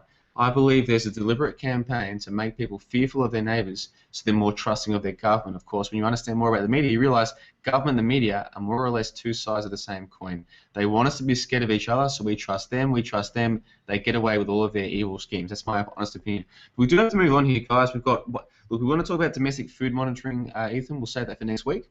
So the final topic for domestic for this week will be the Brisbane City Council's executive bonuses. Now, just before you take that one away there, Lindsay, the background here is that Australia has 6 states. The third largest by population is Queensland. The capital city of Queensland is Brisbane. And of course, especially for our American listeners, in Australia, the capital city of each state is not just its largest city, it's way larger than anything else. We have a funny, like in America, they have like a capital city and a larger city for many of their states. It's not as highly centralized as Australia. In Australia, there's 6 states, 5 of them are mainland. Each one of those 5 mainland states, the capital city is where most people live. And so for Queensland, our third largest state, the capital city is Brisbane. That's where we're broadcasting from right now, which is why we spend a lot of time talking about it. But this doesn't just apply to Brisbane, this applies to all of Australia. The council's taking their cut. And with that little background, Lindsay, I'll throw to you. Okay, thanks for that. Once again, this was in the Courier Mail on the 19th of March. And the headline was, Opposition slams $2.4 million in bonuses for the Brisbane City Council bureaucrats. And I'll quote, Brisbane City Council's top paid executives took home more than $2.4 million in bonuses on top of their sky-high salaries last year. But as the number of bureaucrats taking home bonus payments has been shrinking, the total pool of money splashed out has gotten bigger. Shared between 52 bureaucrats, the $2.4 million payout last year averaged more than $46,000 each on top of their salaries, which can be $200,000 plus. That was the story, and I really haven't got much more to expand on it. I just felt that it was newsworthy, and we should realise what was going on, because we tend to think of bureaucrats as having, reasonably well-paid salary and conditions, and we tend to think of private enterprise as getting bonuses for extra profits they make. So to me, this comes as a bit of a surprise. I'll throw it back to you now. Oh, well, thank you for that one, Lindsay. Yeah, I mean, Brisbane. So we have 3 levels of government here in Australia. We've got the federal government, the state governments, and then council government. So you've got 3 levels of governance here in Australia. And the vast majority of people who I speak to on the street, which I try to do, Ethan, I try to speak to people on the street. Even just today, I was getting a few beers for my Sunday sessions later on this evening. And while I was waiting at a stoplight, there was a couple of people there, so I just started chatting with them about these kind of things. And what I find from people is most people agree we don't need 3 levels of government. Most people agree with that. But who's going to get change made? Of course, most people, they're in inertia. If we had 3 levels of government, they're not going to vote against it. In fact, Australia has had something like 44 referendum being the process by which you change the constitution. Out of the 44, only like something like 8. Like I'm just paraphrasing. Like I'm not certain of the exact numbers, but it's something like 8 out of 44, roughly something like that, have actually passed because people don't like change. But the reality is, we don't need 3 levels of government. Some people will argue that you don't need any government. That's their argument. But if you do believe you need government, that doesn't mean you need 3 levels, Ethan. I'll throw to you. And they don't. I remember reading somewhere these local councils they don't have any legal authority over us. It's just that it's through, like, for example, a lot of us pay for water around these regions, and we're paying the levy or whatever the pay is for the actual water companies approved by the government to get it through. So they do it like that. But I've read somewhere you can argue that you don't need government, etc. But we definitely don't need local councils that are raunting us of all this money, of water bills, all of this corruption. And again, it comes back to that larger topic of what can we do about it, where we're programmed to believe it. Because if the people knew how much they're getting ripped off by these local councils, they'd be outraged. I throw that to you, Lindsay. Yeah. Well, when you were saying that about referendum before, we had a referendum in 1988, and probably most people don't remember it, but they specifically asked us, do you want local government? And we said no. And then they proceeded to completely ignore the referendum and just carry on. No, I'm serious. You go back, you can do a check on it. I think it might be the Electoral Commission you can go to, and you can find out what the referendums were and what the results were, and it becomes clear. And many people have raised this over the years, and they just ignore it. People go to court over something and they say, there is no local government, we had a referendum, and the courts will fine them, and they will bankrupt them if necessary. So we come back to corrupt courts. Man, this whole system is a cesspool, and something has to be done about it. Okay, I'll throw that back to you. Lindsay, let me say, I haven't heard of the 1988 referendum to get rid of local governments that was ignored, but it wouldn't surprise me one bit, and I've learned with you, when you say something that I haven't heard of, it sounds crazy, not to doubt you, because every time I doubt you, I go and do my own research, and it turns out you're 100% spot on. So I'll do my own research, and if that's true that we had a referendum, I've never heard this before, mate. If that's true that in the 1980s we had a referendum where people voted against local governments and it was ignored, then I'll be doing a feature piece on that next week. But we do have to move on now. We've spent about an hour and 20 on the domestic segment. We do have to move on to the international segment now. We do try to keep these shows to 2 hours because we think, people are giving us their time, and we want to make sure that all the time that we spend talking is worthwhile for them. So we have to keep these shows to 2 hours. That's our plan. So now onto the international segment. The first topic, we'll keep this one very brief, Lindsay, is a South African penis transplant. I'll throw to you. Yeah. I just thought this was slightly amusing and quirky, so that's why I put it in. People may find it of interest. It came from somebody called James Gallagher, who's the health editor with the BBC news website. So that's where I got it from. And I'll quote, "The world's first successful penis transplant has been reported by a surgical team in South Africa. The 21-year-old recipient, whose that should be identity, is being protected, lost his penis in a botched circumcision. Doctors in Cape Town said the operation was a success and the patient was happy and healthy. The team said there was extensive discussion about whether the operation, which is not life-saving in the same way as, say, a heart transplant, was ethical. There have been attempts before, including one in China. Accounts suggest that the operation went fine, but the penis was later rejected." And I was going to make some comment about how other people's penises get but anyway, I'll leave that alone. The man was 18 and already sexually active when he had the circumcision. The procedure is part of the transition from boyhood to adulthood in parts of South Africa. These boys are undergoing a circumcision ceremony in South Africa. The boy was left with just 1 centimetre of his original penis. Doctors say South Africa has some of the greatest need for penis transplants anywhere in the world. Dozens, although they say hundreds, of boys are maimed or die each year during traditional initiation ceremonies. Now, I was going to make no other comment, but having read that and seeing that we're being urged to send funds and clothes and what have you to Vanuatu for the disaster they've had there, and when they see that there's a greater need for penis transplants, I'm hoping they're not expecting us to all supply.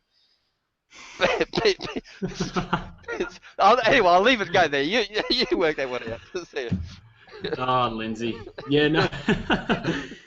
Oh, yeah, that's. I'm pretty speechless. I don't even know what to say about that. Just kept getting way weirder and weirder and weirder. But when you look at the big thing, you can go from laughing about it to straight into a whole serious conversation, which we don't have time to do. We can stick to the more comical side, but it does have a lot to do with this normalization of eugenics and all of these things.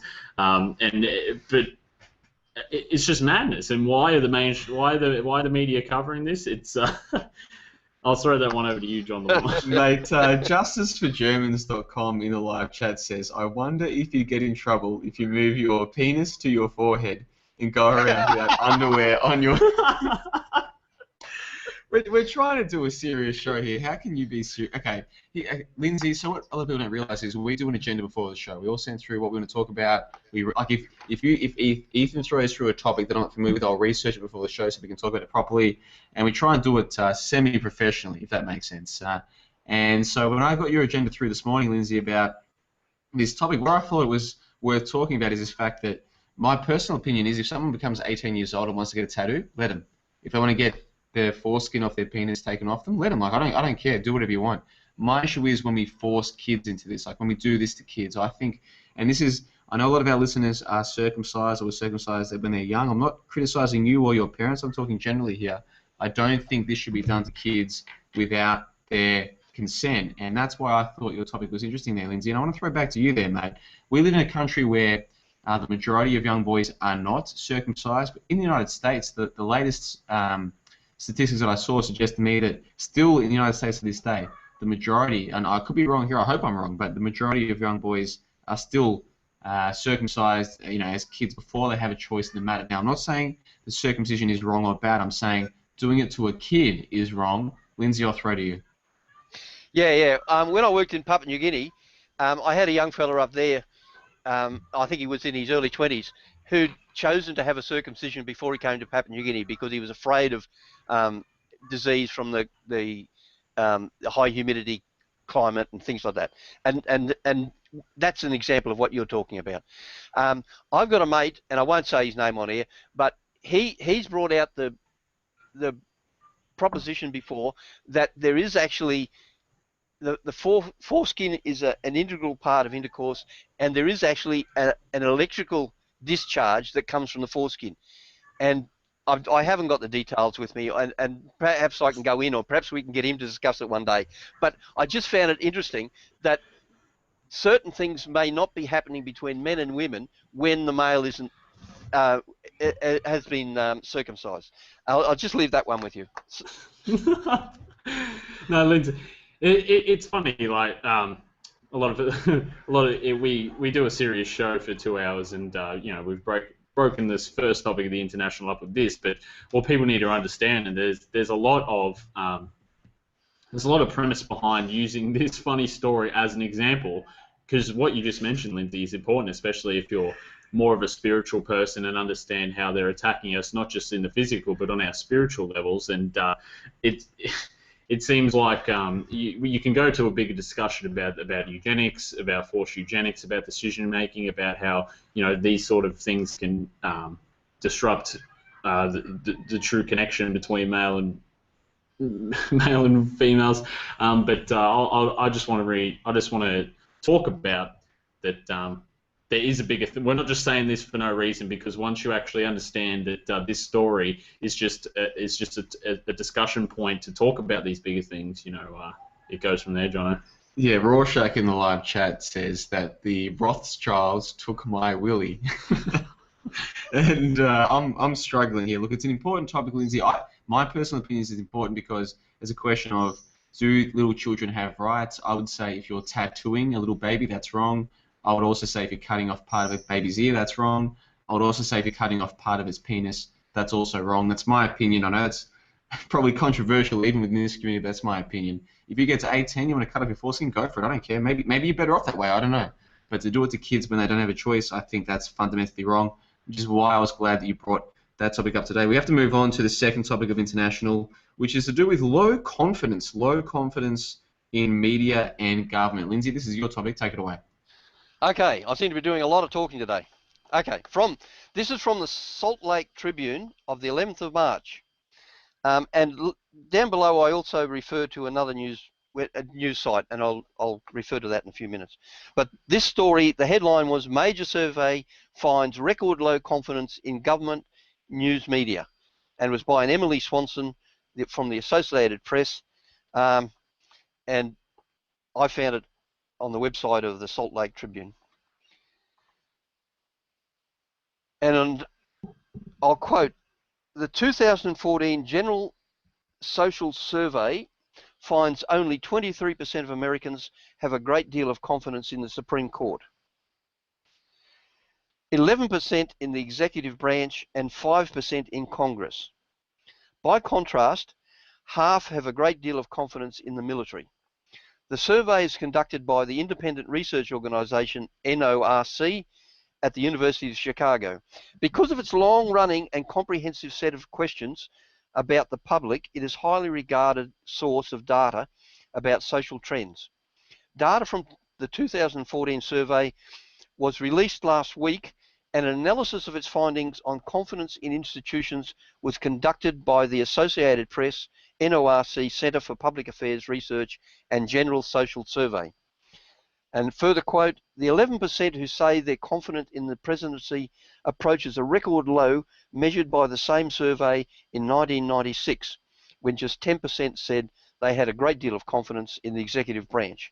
The 44% who now say they have hardly any confidence at all is at a record high. Overall, 2 in 10 people say they have hardly any confidence in the Supreme Court. That's a record high, while more than half have only some confidence. If there's one issue that unites Americans, it's that hardly anyone has much confidence in Congress. The survey shows over half of Americans express hardly any confidence at all, while only 7% of Democrats, 5% of independents, and 3% of Republicans have a great deal of confidence in Congress.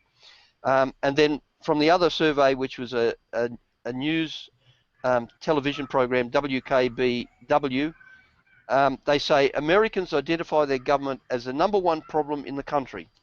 According to an open-ended Gallup poll, the state of government was named by 18%, or nearly 1 in 5 people, according to this television station in Buffalo. So that's the end of it. My concern is that it's not just the US. I suspect that this is happening now in Australia and probably Canada and everywhere else if we were to do the same sort of surveys. It's just, I get it from when I'm talking to people. People who a few years ago didn't want to hear about anything against the government are now coming out and agreeing that they've lost confidence in politicians and government. I think they're much lower than used car salesmen or bank executives. Okay, I'll throw it back to you. Yeah, no, the fantastic point there, Lindsay. And you're right. Even without bringing in the surveys and the statistics about these things, just talking to everyday people. I've said this before on the show. A lot of people, when you say, "Do you trust the government, etc.? Do you trust the government?" Blah blah blah. Everyone will say, "Of course we don't trust the government." Do you think the government's ripping you off? Of course. The government's ripping us off. They're out for their own interests and whatnot. The problem is that people, even though they've lost confidence in all of these things, they are still so brainwashed to not understand that there is a different perspective and a different alternative paradigm outside of this two-party system and this media control. So, because in a book that you gave me, Lindsay, it's the cause and effect theory of history versus, cause and effect theory of history versus that every event happens by accident and that this happens by accident. And in this book, people didn't believe back then that the government was out to get them. They thought it was an accidental theory of history. Governments were incompetent because of accidents or things outside of their control, all of these bureaucrats, etc., and that things weren't due to cause and effect. But now, if you ask someone, do you think there's a cause and effect? Do you think the government does things to benefit their own interests? People say, yeah, absolutely. But then when you say that there's the same model above them, that there's people that control the governments and the corporations and the media that are out for their own interests above them, that the cause and effect goes beyond, people still dismiss that. So we're stuck in this way where people understand, as you said, people have lost confidence in media, government, Congress, all of these things. They understand they're not for the interests of the people, but they can't get to a level where they discover why they're not in the interest of the people or accept that there's something beyond that. That's the major concern for me I wanted to raise, Johnno. Yeah, that's a fair point. Look, we've got a few live listeners whose comments I wanted to read out, and they're somewhat related to what we've been talking about. Silver Slave 333 says, the economy, look into it, mate. And can I assure you, we will be spending more time over coming episodes talking about the fact that Australia today, we're in so much trouble financially. People have no idea. We're $40 billion in deficit, 40 billion with a B in deficit. That's just this year's deficit. That's not our total debt. And it's only getting worse. And of course, they released the MyEFA, the mid-year economic fiscal outlook, on the same day as the Sydney siege by amazing coincidence. And Truthfire says, econ me, and he's making the point there that it's all con. I think it is, and I promise we'll spend more time talking about that. But Lindsay, this is your topic, mate. I want to give you the final thought before we move on. Take it away. Yeah, there's very little I have to say. I think you fellas have all said it, that everybody knows it's crook, everybody knows it's the government, it's the courts, it's the individual politicians are corrupt. It just goes on and on. We all know it. Next problem is, what are we going to do about it? And that's where we've come undone. I'm hoping that as we progress through this show, we may be able to even come up with some final solutions of, oh, I shouldn't use that word, should I? that really was a faux pas. That wasn't meant to be a oh, Lindsay, you're going to get us into trouble there, mate. Look, we need to move on. We need to move on to the third topic. We'll move on to the third topic of the international segment, and that, funnily enough, is Israelis who apparently want to nuclear bomb Germany. Lindsay, this is your topic. Take it away. Okay, thanks a lot. This is from the Times of Israel on the 11th of March. And it gives some idea of how the lunatic fringe in other nations are mainstream in Israel. This op-ed calls on Israel to nuke Germany and Iran. And I'll quote, 20 to 30 nuclear bombs will assure the job gets done, end of quote. Opinion piece on the right-wing Israel National News site says, quote, in the opinion article published Tuesday, the author claims that only through nuclear annihilation of Iran and Germany, with 20 to 30 nuclear bombs each, can Israelis prevent the state's destruction. If Israel does not walk in the ways of God's Bible, author Chen Ben Eliyahu wrote in Hebrew, it will receive a heavy punishment of near complete destruction and doom, and only a few will be saved, end of quote. So obviously the idea is you just, anyway, I won't go on, you wipe out half the world so that you won't be destroyed. One of Israel's missions, this is another quote, one of Israel's missions is to remember the crimes of Amalek, a tribe representative of pure evil in the Bible, whom Jews are commanded to obliterate. Among those descended from the band, the author writes, are Iranian leaders the Ayatollah Ali Khamenei, former President Mahmoud Ahmadinejad, and current President Hassan Rouhani. They don't miss an opportunity to discuss the need for annihilating Israel, he wrote. So what he's saying is they discuss annihilating Israel, so we'll get in first and we'll bomb the crapper out of them and Germany just for good measure, and then that will prevent God from destroying us. So it really is a worry to me that this is pretty much mainstream stuff in Israel. Okay, I'll throw that back to you. Lindsay, a new listener, I think he's new, his user handle is WhatTFPeople, says, funny how that didn't make the news here. It is funny, isn't it, Ethan, how some of these things, and we've discussed a few things over the last few weeks about what's said by certain politicians and leading figures in places like Israel. It's funny how it's there, no one disputes it, but it doesn't get reported on our mainstream media. I'll throw to you. Yeah, you're exactly right. And why is that, Johnno? I think most of our listeners understand that. And again, for new listeners, we've spoke about on the show before about how our current Prime Minister was a Rhodes Scholar, how he was a pro-Zionist protester in the days, how Freemasonry and all of these Zionist lobby groups are riddled throughout our media and government. And it seems that when it comes to big-time stuff like this, which is normalised, as Lindsay said, in these countries, we don't get to hear about it. I'll throw it back to you, Johnno. Yeah, can I say an apology to those listening live and listening on podcast later on? There's just been a bit of a tropical downpour here in Brisbane, Ethan, and we're broadcasting from actually my lounge room. We used to use the spare room, but now we're using the lounge room. No one's here, so I wanted to open it up. So there's a bit of rain going on in the background, so if you can hear that, we do apologise. It's all a hoax. On that topic, a lot of people say to me, Johnno, don't you think that nuclear bombs are a hoax? Yeah, I do believe that. But let's just say, for argument's sake, that these people think that nuclear bombs are real. They're talking about nuclear bombing Germany to meet their own ends. Lindsay, this would be Tony Abbott can't even use the word Holocaust without getting into trouble. These people are talking about nuclear bombing another nation, and yet most people in Australia haven't heard of it. I'll throw to you.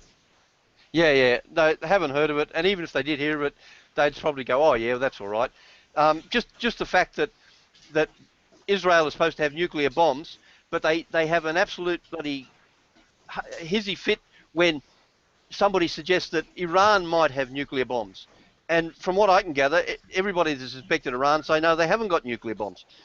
So, and I can't bring the figures out of the top of my head, but there's been quite a number of United Nations resolutions demanding that Israel do away with their nuclear bombs.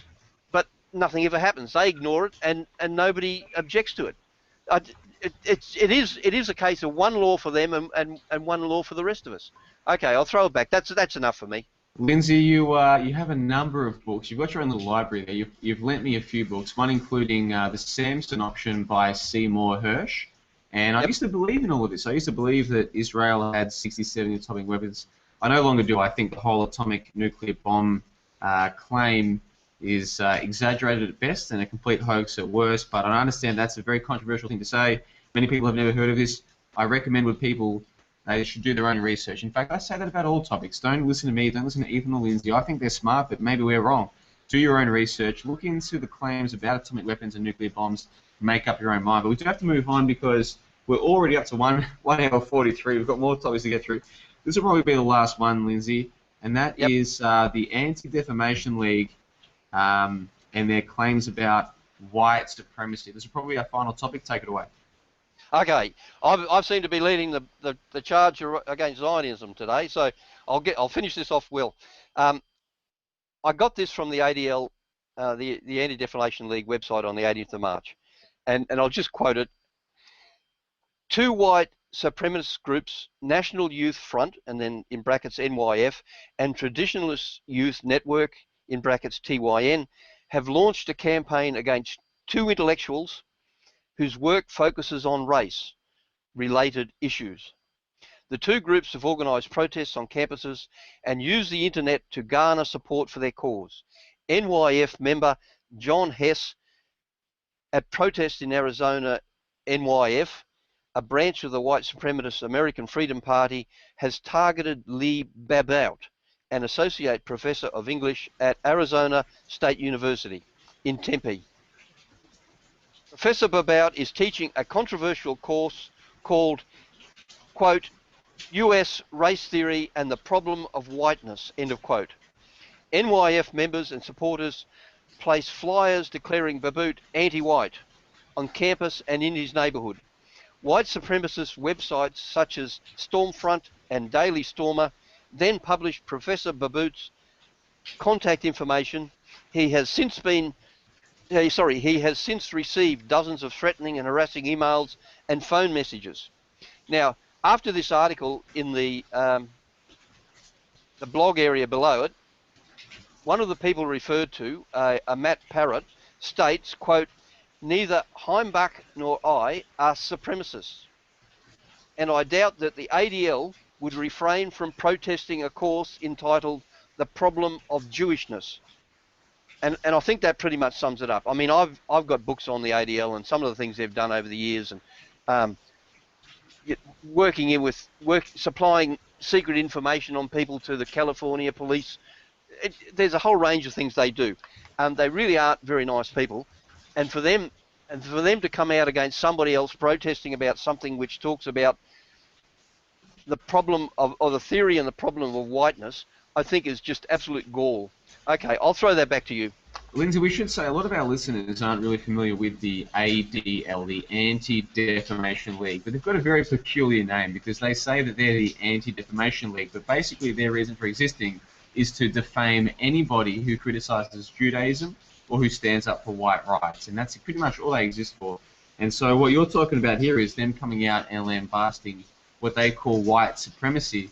It's interesting that basically anybody who says that they think that black people should be proud of who they are, that's fine. Jewish people should be proud of who they are, that's fine. Asian people should be proud of who they are, that's fine.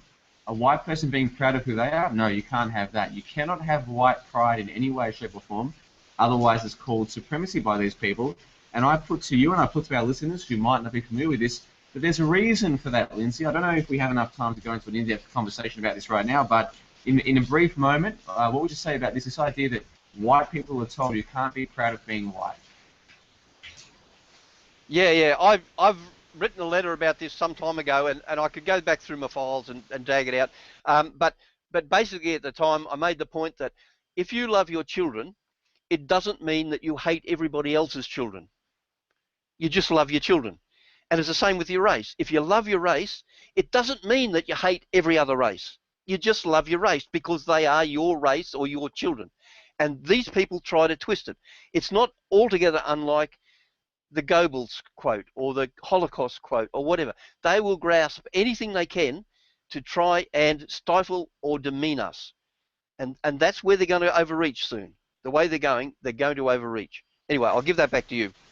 Honest Trolling, one of my favourite listeners in the live chat, Honest Trolling says, check your privilege, Johnno. And of course, this is one of the main catch claims of the social justice warriors, the SJWs. Check your privilege.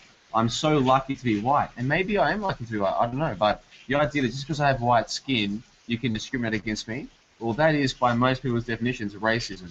And what's funny is that most so-called anti-racists, they're essentially just anti-white. They're happy for black people to be proud of who they are. By the way, I personally am happy for black people. I think black people should be proud of who they are in their heritage.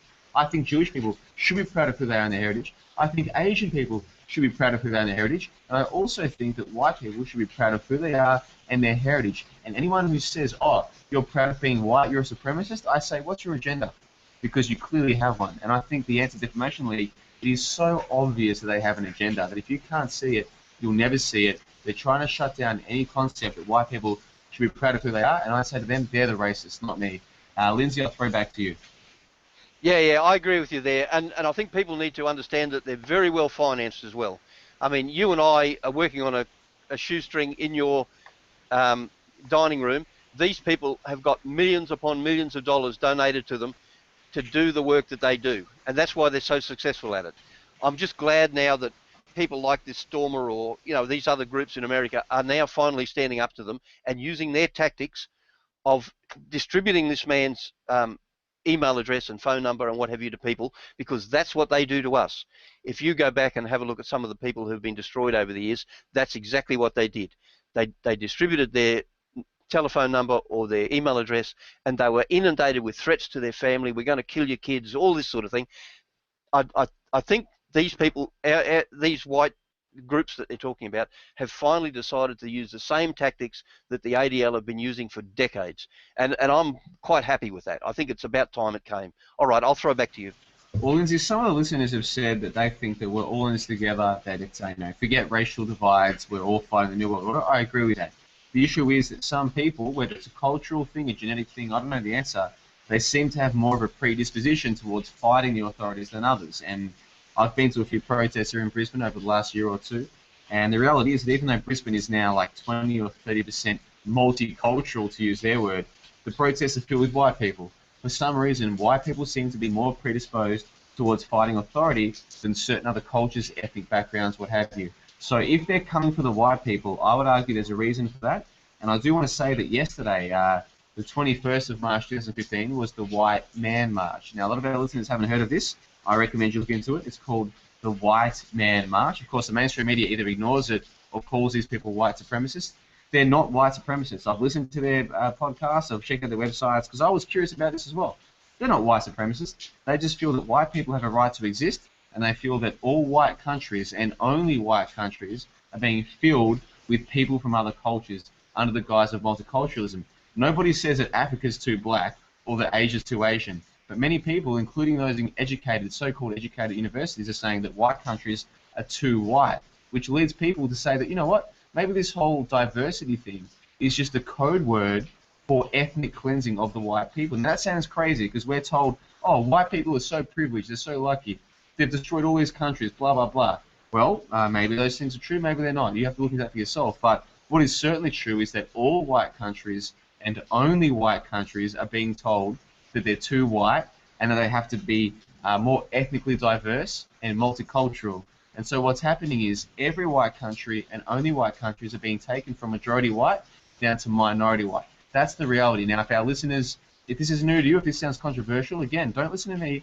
Do your own research. Ask yourself if it's okay to be black. I say yes. Is it okay to be Jewish? I say yes. Is it okay to be white? I say yes. I think all races have a right to exist. And unfortunately, right now, all white countries and only white countries, the white people are being breeded out. That is the reality. Look into it for yourself. Lindsay, I'll throw it back to you. Yeah, I agree with you. If you go back through history and look at the countries that were originally white, as soon as you start bringing others in, eventually they get bred out.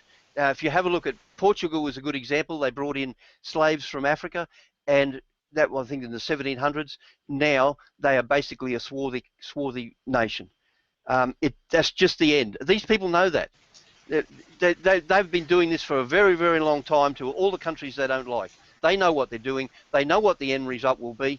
We've got to resist it. Okay, I'll leave it at that. Mate, Truth Virus, who I'm a huge fan of, has some good videos in the live chat. He says that we're all the human race, and I completely agree. The New World Order wants to destroy us all. I would simply argue that some cultures or some ethnicities are different to others, and right now it seems as though the white people, for one reason or another, they seem to be the first target of the New World Order, and they are winning right now. They are breeding us out. They are flooding our countries with people from other countries, and I've got no issue. I mean, I went and got some beers this morning for my Sunday sessions later on, and on the bus on the way there, on the bus on the way back, I was shooting people from all other cultures. In fact, on the bus on the way from Brisbane back to my place here in St. Lucia, I was the only white guy on a bus of 20 people. No, I'm not joking around. I was the only white guy. I was chatting with the people from Asia and from Africa. No problems. I've got no issue with the individuals. The issue is not the individuals, it's the bigger picture. What are they trying to do? And I would argue that it's very clear, if you look at it with objective eyes, they're trying to breed out the whites from their own countries. Now, some people say, oh, Australia isn't a white country. They took it over from the Indigenous. Okay, even if you believe that, and we can debate that, even if you believe that Australia shouldn't be white, even though it was 99% white just 50 years ago, even if you believe it shouldn't be a white country, what about Europe? The whites are indigenous to Europe, and you look there, look what's happening in Sweden. I mean, if you don't know what's happening in Sweden, go and look into what's happening there. It is absolutely absurd. That country hasn't just been flooded with migrants. That, in fact, in Sweden, it's illegal to question multiculturalism. You can go to prison for it. Imagine this. This is happening today. This is not New World Order in the future. This is New World Order today. White countries are being bred out because anti-racist is a code word for anti-white. There's no doubt about it. Now, I don't normally talk about this on this show because this show is meant to be a news analysis discussion panel podcast. I try not to talk about the topics that are too controversial. I save that for my own show, Sunday Session with John LeBon. But I can't sit here with a straight face and not mention that yesterday was the White Man March. They're not white supremacists. These are people who believe in love for all races, including, as controversial as it might be, the white race. We should love the white race, just like we love the blacks. Like I love the blacks, I love the Jews, I love the Asians. Guess what? I love the whites. That doesn't make me a white supremacist, and it doesn't make you a white supremacist. And anyone who tells you otherwise, they've got an agenda. Ask yourself what that agenda is. Now, we do have to move on. We're up to 1 hour 55. We have to wrap the show up. I did have a feature piece on limited hangout, Ethan, that I had to wait over from last week. I'll have to leave it over again. Maybe we'll get a chance to talk about it next week. we do have to wrap this up. So, Lindsay, for episode 24 of the Australian Roundtable, your final thoughts before we wrap it all up. Okay, thank you for that. I'm very pleased with the way it's gone. Because I was the one who brought all those articles up and I had to read them, it makes me out to be, maybe a rabid anti-Zionist or whatever, but it's not that at all. I just object to objectionable things that they come out with. I know we've discussed this before about various individual Jews who are against the same sort of things themselves because they can see that it's wrong. It's just unnatural to want to nuke half a country or two countries or whatever. So as far as I'm concerned, it was a very good episode. I'm very pleased that it's turned out the way it has. Thank you for that. Yeah, thanks, Lindsay. Thanks again for joining us, mate. For me, for final thoughts is just to do some research. Head to tottnews.com if you want to learn more about the South Australian fingerprinting that we talked about here today, which does include another sub-segment of that, which is forced blood tests as well, if you want to try and look at those articles to decode some of the ways that it could be misused and mishandled by authorities. The metadata, I'm going to keep everyone updated on metadata. I appreciate everyone putting up with me with the big feature piece that we did on metadata, and I just want to thank everyone again for listening. The show continues to grow every week, and I'm loving being involved in this community and having this podcast with you guys. So that's my final thoughts, Johnno. Really well said. Well, I've got a few final thoughts. I usually try to make notes so I can read them out, but this is off the top of my head, so please bear with me if I muddle this up. The first point I want to make is that there's a number of shows doing live shows by Google Hangout, because now, because of Google, you can actually do for free, at least no monetary output, a live show with people around the world and broadcast to anyone who wants to listen. It's an amazing thing. We have this amazing piece of technology at our hands, and some people are utilizing it. And there's 3 shows in particular that I recommend people, if you haven't checked them out, check them out as soon as you can. The first one is called Alethea Colon with Wolf Warrior Radio. Now, he's a young man. I imagine he's like 19 or 20, 21. I don't know how old he is, but he's very young, but he's very well spoken, and he talks about what I would call esoteric things, the spiritual side of the truth, because we talk about the political side of the truth, or the historical side. We don't spend much time talking about the spiritual side, and the truth is that when you understand that we're being lied to by the media, they're not just lying about history and what's going on today, they're lying about who you really are. So Alethea Colon with Wolf Warrior Radio, check it out. It might be your thing, it might not be, but how will you know till you check it out? So I'll put a link on AusRoundtable.com to his show. The second one is called Dirty Laundry with Junelle Mary. Now, I did mention her show on last week's show, and basically this is a bunch of women for the first hour we sit around talking about the truth, and I think it's so important. The vast majority of truthers, if you want to call us truthers, are men. That's the reality. I don't know why I've got my theories, but that's the reality. These girls sit around 4, 5, 6, 7 of them talking about the truth. I think it's a very important part of this community, so I promote them everywhere I can. I was listening this morning. It was a great show again. She was in the chat today. She was actually, Janelle Murray was in the chat today, so check out Dirty Laundry, which is a weird name, but they're not gossiping. At least when I've watched, they haven't gossiped. If they were gossiping, I wouldn't promote them, but when I've been watching, they've been doing good work. It's called Dirty Laundry with Johnno and Lindsay. The link will be at AusRoundtable.com. And finally, Max Resistance with Up North of 49th and Brian Roberts. They've got a terrific show. In fact, as far as I'm concerned, they are the leading group. In this sub-segment of the truth community, they're the ones in front. They've always got terrific guests on. A couple of weeks ago, they had this guy called Ed Opperman. I've listened to that show twice. I've listened to that same episode twice. The guy was so full of important information. That's the kind of guest they get on. So if you like the truth, if you like hearing about things that are really going on, check out Max Resistance. Their show is on Tuesday night, which is Wednesday morning for us, I think. MaxResistance.com. All the links are there. Check them out. Those are the three shows. The next point I wanted to make was Tot News. Now, Ethan is probably a little bit too humble, if I can say that. He doesn't promote his own work enough, but Tot News is one of the very few. Australia doesn't have a real alternative outlet community. We don't. I don't know why. I don't know if it's because of the fluoride or because of the food or the education. We don't have real alternative media. So the few people who do this work, we have to promote them. And sadly, Ethan is too humble to promote his own work. But you have to check out totnews.com. That's TOTT news.com. It's updated regularly. It's got plenty of important information. And the most important part is, and here's what I like about Ethan, I try to do the same thing, is he provides links. So if you disagree with him, check out his source material and then disagree with him. And that's what we try and do on this show as well, Ethan, is we provide our links. If we're wrong, maybe we might be wrong, who knows? But you won't know until you check our information. So we provide the links. So check out totnews.com for Ethan. And as for myself, John LeBon, I've got my own YouTube channel. just in the last few days, I uploaded a video about the Tunisia incident, and I break down what I think is a hoax. I could be wrong, but again, I do my own work, so check out John LeBon if you haven't already, and that's where I put my own personal work. The Australian Roundtable is my main thing, that's what I care about the most, but on the side is John LeBon. That's where you'll find my videos, so please check that out.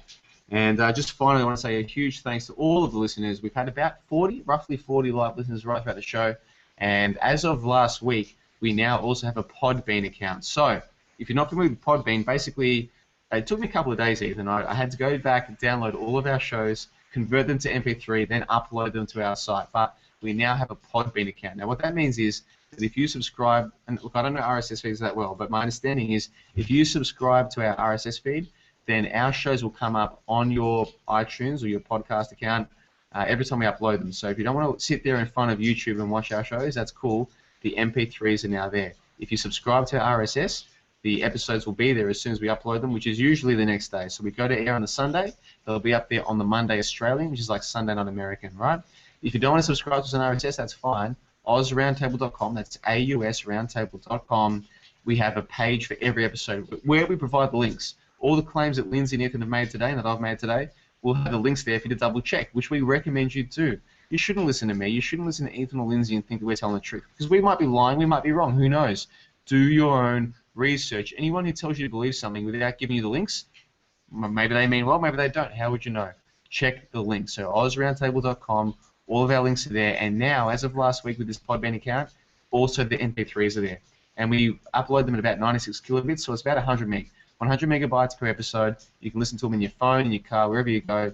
You don't have to be in front of YouTube. It cost me $130, but it's money well spent because now we'll reach a wider audience. And that's all I have to say for today, so thank you so much to everyone who's been involved. Of course, in about an hour and 30 minutes, I'll be going to air with Sunday's session with John LeBon. And if you think the Australian Roundtable is a little bit too structured, which I don't, I think we need this structure. But if you like something that's a bit more relaxed, come to Sunday sessions with John LeBon. That's 7 p.m. Brisbane time, 8 p.m. Melbourne and Sydney. A little bit too late for our international listeners in America, but it's there mainly for Aussies. Get involved. And, of course, if you want to join me, you're welcome to do so. Get in touch with me via Skype. I'm John P. Bono. I'll invite you on the show. Have a good time. That's in about an hour and 40. I'm looking forward to it. In the meantime, I need to cook some dinner and have a few beers. I'll see you guys at 7 p.m. Brisbane time. But this is episode 24 of the Australian Roundtable Podcast on the 22nd of March, 2015. I want to thank everyone who's been involved, especially Lindsay. I want to thank you. Ethan, I want to thank you. You guys have done terrific work. And I'm signing off right now. Thanks to everyone who joined me. Oh, before I go, I have to mention, we are sticking around for Q&A. So for live listeners, don't leave. We're sticking around for Q&A. But for the official upload, we're wrapping it up. Episode 24, Australian Roundtable, 22nd of March. Thanks for your time.